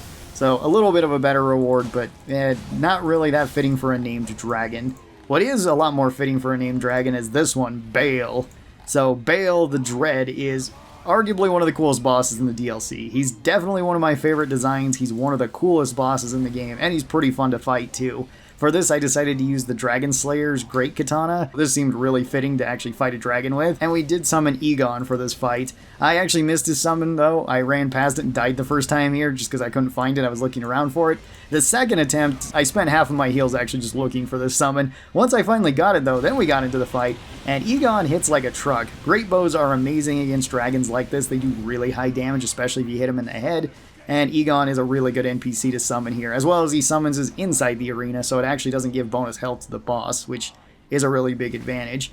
The Dragon Slayer Great Katana worked perfectly fine for this fight. Just try to get up next to Bayle and keep stabbing him in the leg, particularly his severed leg. He'll take extra damage there, and you can kill him fairly fast. He does have some pretty big hitting attacks though. His lightning and his fire, and kind of both combined, do a lot of damage and have a lot of AoE. So you do have to be careful about that. I tried to get Egon here to actually kill Bayle, but he just refused to for whatever reason. He was just screaming the whole time, and I actually ended up having to kill him. And a real missed opportunity from FromSoft to actually have a remembrance of him. I think that would have been a lot more fitting than some of the other ones, like the Sunflower. I think Bayle deserves it more than that one. We do get his heart though, which makes it so you can get some dragon spells. Although I can't use them on this build because I don't have near enough faith for that. I then decided to wander around for a while and found another dungeon that I hadn't found before, which is Rakshasa, I think is how you say this, I could be wrong. This is another Dragon Knight, or Dragon Warrior, that uses a Great Katana.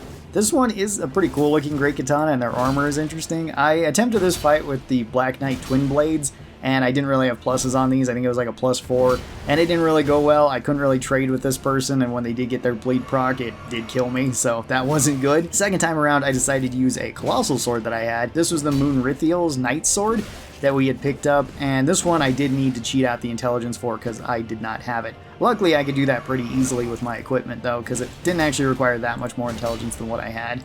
The Colossal Sword worked far better here, as you can just bully these type of guys around with big weapons like this, so it didn't take much to beat him on our second attempt, and we did get his katana from it, which is a pretty cool one, although I never used it during this playthrough. And speaking of bosses that I didn't know existed, this horrible abomination, this is the Mother of Fingers, and to actually get this boss unlocked, you do kind of have to go out of your way, where you have to go to 2 separate areas, blow into a giant horn, then go back to the church where you first got the whistle in order to do that, wait till night, then go down underneath the church, which is just underneath the main guy's throne, blow into the 3rd horn, and then you get to fight the boss, which I didn't look up anything before trying to play through the DLC the very first time. So yeah, I missed this boss, and this is a weird one. This is a giant finger made of other fingers, and it moves around like a spider, and it can summon out more finger spider things. Its attacks are very strange, they're very bizarre. For this fight, I used the Godslayer Greatsword that I've been holding on to for quite a while. I had to cheat out the dex for this because I didn't have it, so my outfit looks a little bit different here. Godslayer Greatsword does hit really hard, especially with its ash, which is nice. And it does attack pretty fast for a colossal weapon, and since it's a colossal weapon, it does stagger pretty often. This boss actually did kill me right away the very first time I fought it, because I just got real confused as to what the heck it did, and didn't last more than just a few seconds. Next time I fought it, I was a little bit more patient, and actually stayed away from quite a few of its hits. That actually made it pretty easy for my Godslayer Greatsword to rack up a decent amount of damage against the giant finger creature abomination, whatever this is, and this one went down with our second attempt. And we do get the fingers ashes for this, which is interesting, especially for the weapons that you can get. Yeah, another 2 attempt boss fight. This one was creepy. And speaking of boss fights, there's actually one right after this. If you just go and wait at the Grace, as soon as you come out and go back to the church, you'll get attacked by an NPC. This is the girl that's sitting out here. Actually, before the other finger boss fight, you have to fight this NPC too, where she has claws. But if you beat her here, then this will summon up the next boss, which is Count Ymir. And Count Ymir, I figured would be a lot tougher because I never seen what he actually did. For this, I decided to use my giant sunflower that I'd gotten from the Remembrance of the Sunflower. This is a colossal weapon that does holy damage. And it also just kind of bodies this guy. This guy pretty much only has like 2 or 3 spells and then hopes his little hand creatures will go out and attack you. He's really easy, and it's kind of strange that you have to fight him after that finger boss, which is a lot harder of a boss. So this guy went down in one attempt. It really wasn't that bad. At this point, too, as well, if you go over and talk to the girl that attacked you at first and give her the Iris of Oculation, you will then be given the Katana. Instead, I gave her the Iris of Grace, which made it so that she was summonable, which I didn't actually use in this run, and I kind of wish I did, because I'd want to see what she does. Only a few more bosses left in the DLC, and up next is one of the 3 mandatory bosses. This is the giant centipede boss that's also Melania's sister, apparently. That's interesting. Kind of makes sense, I guess. She can do similar things to Melania. Not all the things that Melania can do. Luckily, she doesn't have a waterfowl dance. And luckily, she also doesn't regenerate her health every time she hits you. But she can summon up butterflies that Scarlet Rot you. She still has pretty big sweeping attacks that can do pretty high damage. She actually fights a little bit less like her sister and more like Loretta. She pretty much has all the same attacks with her glaive. The centipede here can do pretty high damage if it hits you, and some of its attacks are kind of hard to see coming. Like, it has one jab attack that comes out almost instantly. Same with her butterflies can come out almost instantly. I summoned Dane for this one, and he sort of helped in this fight, but not really. Since he gets summoned outside the area, it just ends up giving the boss more health. For this fight, I used the Patas, and for this I put Flame Strike on him, figuring that she's a bug and she's probably weak to fire. I don't know if that's true, but the Patas are strong enough. They're actually probably one of the best fist weapons, and they were bugged for a bit because, at least in PvP, they used to have the old fist set before it got nerfed. It's like they added the DLC stuff and forgot to put the patches on it. PvE, they're also pretty decent since they can attack pretty quick and they've got a decent moveset on them. This one only took me 1 attempt, which was nice. Moving over just a little ways and not actually heading to Radahn's place for the final boss fight, we actually decided to fight the second Dancing Lion, which I wasn't aware even existed on my first playthrough. This one's a little ways off the beaten path, and this one's just kind of in a better area to fight than I think the previous lion was. This lion also functions a little bit differently too, because he has Death Breath, and I don't think the first lion has that. He's still got the wind and the ice attacks, as well as he can summon Basilisks, which are kind of scary. The biggest threat about this one just seems to be the Death Blight, assuming that you can fight the lion normally, since he fights pretty much the same way as the previous lion, so you should be used to it, assuming that you fought that lion. In this fight, I used the Executioner Sword that we had gotten from the Briar. I finally had high enough Arcane to cheat this out, so that was kind of nice. This is a really cool greatsword. I really like the ash on it, and I did use that to kill the lion, which felt fantastic. It feels way better than the straight sword version of this, where the greatsword actually hits pretty hard. This one only took me 1 attempt, which was nice, because I wasn't really looking forward to running through the Death Breath again. And for the final boss of today, we have the big guy here, Promised Consort Radahn. In my first playthrough of Elden Ring, the DLC, I actually managed to beat Promised Consort Radahn first try with my dual pickaxe setup, and it worked pretty well. This time I wasn't actually going to be using that though. For this fight, I did actually pull out pretty much all the stops, so I am still using my Zweihander, which has been the weapon that I've been carrying around with me for the majority of the playthrough, and it's just been my go-to weapon to kill regular enemies. This seemed appropriate to use it for this boss fight. I had also completely maxed this out, and I completely maxed out Mimic Tear, because Mimic Tear is really useful for this boss fight too, if for nothing else than just to serve as a distraction to him. Aside from that, I even went further than this, adding buffs to myself and adding buffs to my weapon. I used the Holy Grease on here because the Holy Grease is actually pretty good in his first phase. I tried Bleed Grease before this, but it actually didn't work out very well. I couldn't proc Bleed. My Zweihander just doesn't attack fast enough for that, or I don't have enough opportunities to try to bleed him. As well as this is the very first time I used incantations outside of Flame Cleanse Me when I've been running through the Scarlet Rot areas. For this I use Flame Grant Me Strength, and I use Golden Vow. These are 2 fantastic incantations where Flame Grant Me Strength gets me more damage for a limited amount of time. It doesn't go for very long, I wish it was a bit longer. And Golden Vow makes it so that I take less damage from pretty much everything. On top of that, I also have my Physic that's reducing the amount of physical damage that I'm taking, and I've got my heavy armor on. That doesn't mean that this fight is easy though. Radahn hits very hard, he moves very fast, he has long combos, And this fight definitely took me the longest out of, I think, any of the fights so far, taking me about 15 attempts in total to actually beat him. So I definitely didn't get this done in one attempt. There's a lot of things that he can do here, between his meteor, between his phantom slashes, between his AoE, between his rocks, between just about everything. He can deal a lot of damage to you and beat you very quickly. He can also grab you twice, which just will instantly kill you too. Luckily, that never happened to me. He grabbed Mimic Tear a whole lot, though. I wasn't even aware he could do that, but apparently he can. And down fell Radahn. Probably the hardest boss, or second hardest boss in the game, depending on who you ask. I personally feel like Radahn is probably the second hardest. I think Melania is still a bit more difficult than him. A little bit more overtuned, just because of all the things that she can do. Radahn is a cool looking boss, but not necessarily one of my favorites to fight. He reminds me a lot of Lothric and Lauren from Dark Souls 3, which I think did a better job of that sort of concept here. And he also sort of feels like Slave Knight Gale from Dark Souls 3, but he's also not quite as good as that boss in my opinion. Although Slave Knight Gale is still my favorite boss from any of the FromSoft games. So, I mean, even though he's not quite up there, he is still a really cool boss fight. And that was a huge accomplishment taking him down. Coming to our final day, I decided to go back and fight any of the bosses that I had missed throughout the regular game or throughout the DLC. Luckily, I had gotten all the bosses throughout the main game, so it was just a few DLC bosses that I had missed. Our very first one up is the Dancer, which I was hoping for more of a fight like the Dancer from Dark Souls 3, something that's really difficult, really strange, and really scary. This one fights kind of similar to that, but she's much shorter because she's the same height as you, so this was not nearly as difficult as that fight. For this, I used the Flowerstone Gavel. This is the only hammer that's found in the DLC, and it's a pretty cool hammer. It actually does pretty good damage per second, and it has high stagger like any of the hammers. It made it so this fight was incredibly easy. Basically just run forward and spam light attacks until I'm out of stamina, and there's really nothing this one can do, and then just repeat until it's dead. We did get the Dancer's Sword, a curved sword that seems pretty interesting, but a weapon that I didn't end up using this run. Over to the next Ever Jail, or dungeon here, where we have to fight the Lamenter. And the Lamenter is a weird boss. I didn't fight this one my first time through either. For this, I used my Horned Warrior swords. You get 2 of these, and I had been upgrading them, but hadn't used them on anything yet.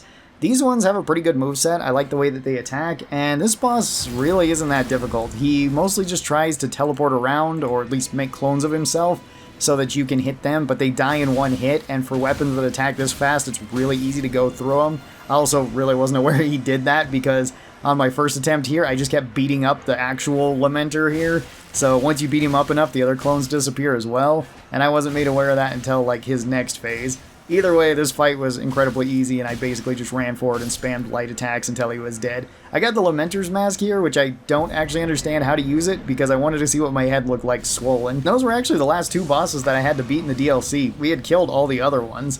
So we went back to the main game, where we're at Farum, Azula, and our next boss, or sort of boss, is the Dragonic Tree Sentinel out in front of Malakath's area. And this guy is technically an optional boss. He's not even really a boss because he doesn't have his own health bar, but all the other Tree Sentinels have health bars, so I figured I would include him here. For this fight, I used the Blood Fiend's Fork.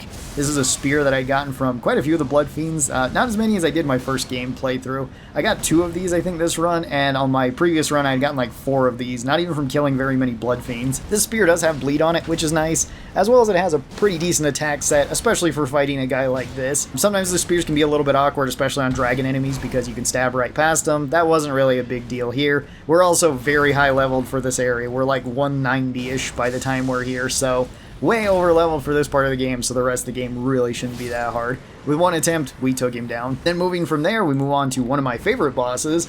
This is the Beast Clergyman and Malakath. They're the same person, just phase 1 and phase 2. For this, I used the Horn Greatsword. This is a weapon that you get at the very end of the DLC. It's a curved greatsword, which I was kind of disappointed since it's a somber weapon and I can't put an ash on it. I wish I could, but either way, this weapon is quite strong, and it is fully plussed out too. The Beastman in the first phase has a variety of attacks where a lot of his attacks are very difficult to actually dodge. Like his Beast Claw, I never get the timing right, where it hits in every direction. He throws a bunch of rocks at you, which sometimes do really high amounts of damage because they almost shotgun at you, and sometimes you can get hit with all of them. He's got the big rock he just chucks at you that does high damage and knocks you down, and then he's got a variety of very fast stabs and slashes. So taking him down, at least with melee, can prove to be kind of an issue. I know magic is a lot easier on his first phase because he will just stand in the middle of the room and you can just throw spells at him basically. So it's less of an issue there.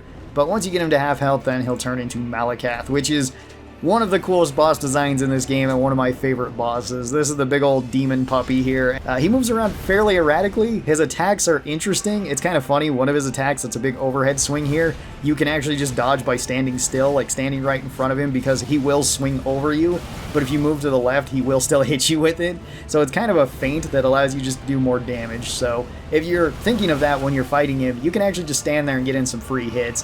His other hits do a lot of damage though, and his Black Blade is particularly scary. Since he has ranged attacks with it, he jumps around a lot. Any of his hits do really high damage, and they also do damage over time, and they also do percent health damage. So even if you are tanky, like our character here, you can still get burned by the fire from this, and it can tick you down quite a bit. One of my absolute favorite fights in the game. You do kind of have to rush it down, though, because it is just a rush down of who kills who first. And Malakath only took me one attempt, which is pretty awesome. Moving our way up through the Ashen Capital, we have our next boss, which is Sir Gideon, the All-Knowing. And Gideon is kind of out of place here at the end because he's just a spellcaster that doesn't take hits very well. He can do a lot of damage with his spells. He actually killed me on our very first attempt here, where he just kind of chained spells together and I just did not dodge them. So I did die here once, but after that I decided to rush in here with Devonia's Hammer. This is a Crucible Knight Hammer that we got in the DLC. This is a colossal weapon, and as you can see, it does really high damage, has really high stagger, and can just keep bullying Gideon around. This one did take me 2 attempts. I thought it was funny that Gideon did manage to kill me. Out of all the bosses here, where like we beat Malakath first try, and some of the other bosses weren't that difficult, this one did at least kill me once, so good on you, Sir Gideon. And then we move on to one of my absolute favorite bosses in this entire game. This is Godfrey/Hoaraloo, and Godfrey is awesome. He does seem a little bit too fair by the time you're fighting him, though, I will say that, because everything he does is very fair. He has pretty big openings when you can hit him. He does hit hard, he does play very aggressively, he does have some ranged attacks as well with his stomps, but a lot of his attacks are just very fair. A lot of his fighting style seems very fair, where he gives you time to heal, he gives you time to attack. And it seems strange that he's like the third to the last boss fight, where you fought in like Godskin Duo and Malakath, which don't always give you that much time to actually do any of that. Yes, if you go about the way like we did with Godskin Duo, it's not too bad. And with Malakath, if you get used to his attacks, he's also not too bad. But Godfrey here has 2 phases. I'm also fighting him with one of my absolute favorite weapons. This is the Grave Scythe. I did go and farm this, as well as I farmed a pickaxe, because I wanted to use those 2 in the last fight. I also went and farmed a Fire Knight's Greatsword too, because those are going to be our final 3 weapons.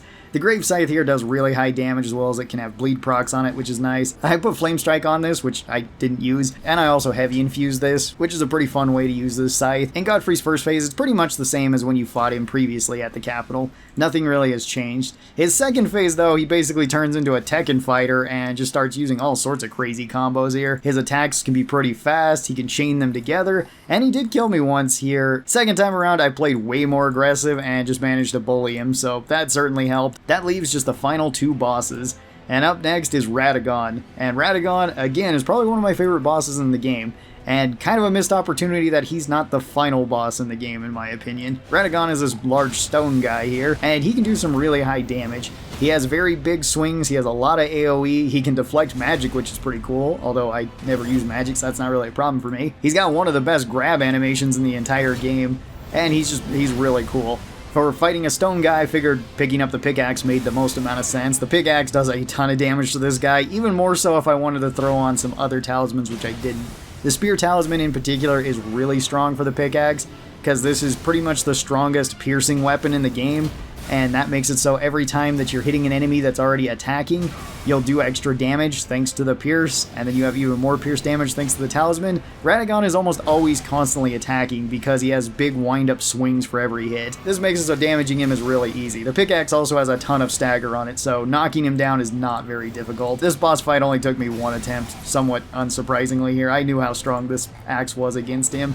And then we move on to Elden Beast, which is actually the very final boss of the game, which has been reworked. Elden Beast is a rather disappointing last boss in my opinion. I really don't like that Elden Beast is the final boss for a couple of reasons. I think Radahn would have been a far more satisfying victory, and I think he's just a better boss overall.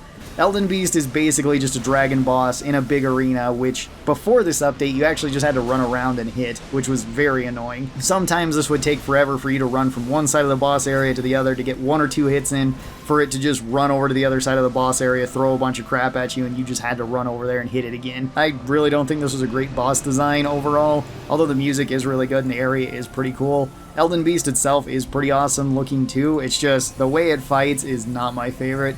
For this I used the Flame Knight Greatsword, which I saved for this occasion, and luckily now with the update we can just use Torrent. I also summoned for this fight, at least for the Elden Beast fight, where I summoned the Golem guy, who basically stood there and did nothing. He hit Elden Beast like twice, he was just there for emotional support, which, I mean, I can appreciate. And so ends the Elden Ring run. So can you beat Elden Ring by using all different weapons against all the bosses in the game? Yeah, you absolutely can, and this is a really fun challenge. This challenge I'd recommend to anybody.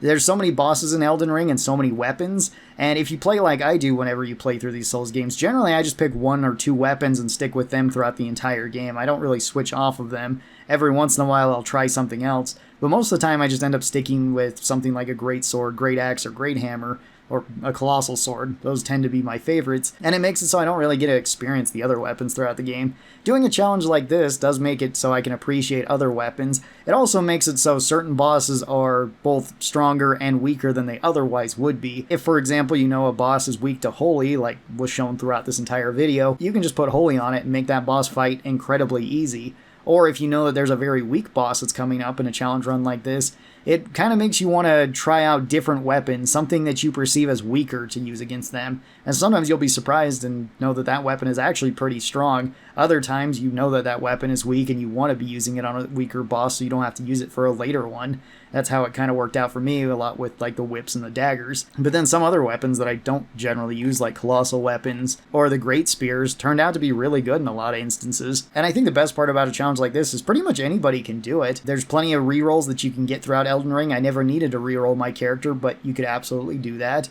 There's plenty of ways to cheat out weapons, which was always fun to mess around with and see what equipment I needed. For this entire playthrough, it took me about 77 hours to play through the entire game, beating all the bosses in both the regular game and the DLC, as well as collecting all these weapons and farming a few of them. Thank you guys so very much for watching this. I hope you guys enjoyed, and have a great day.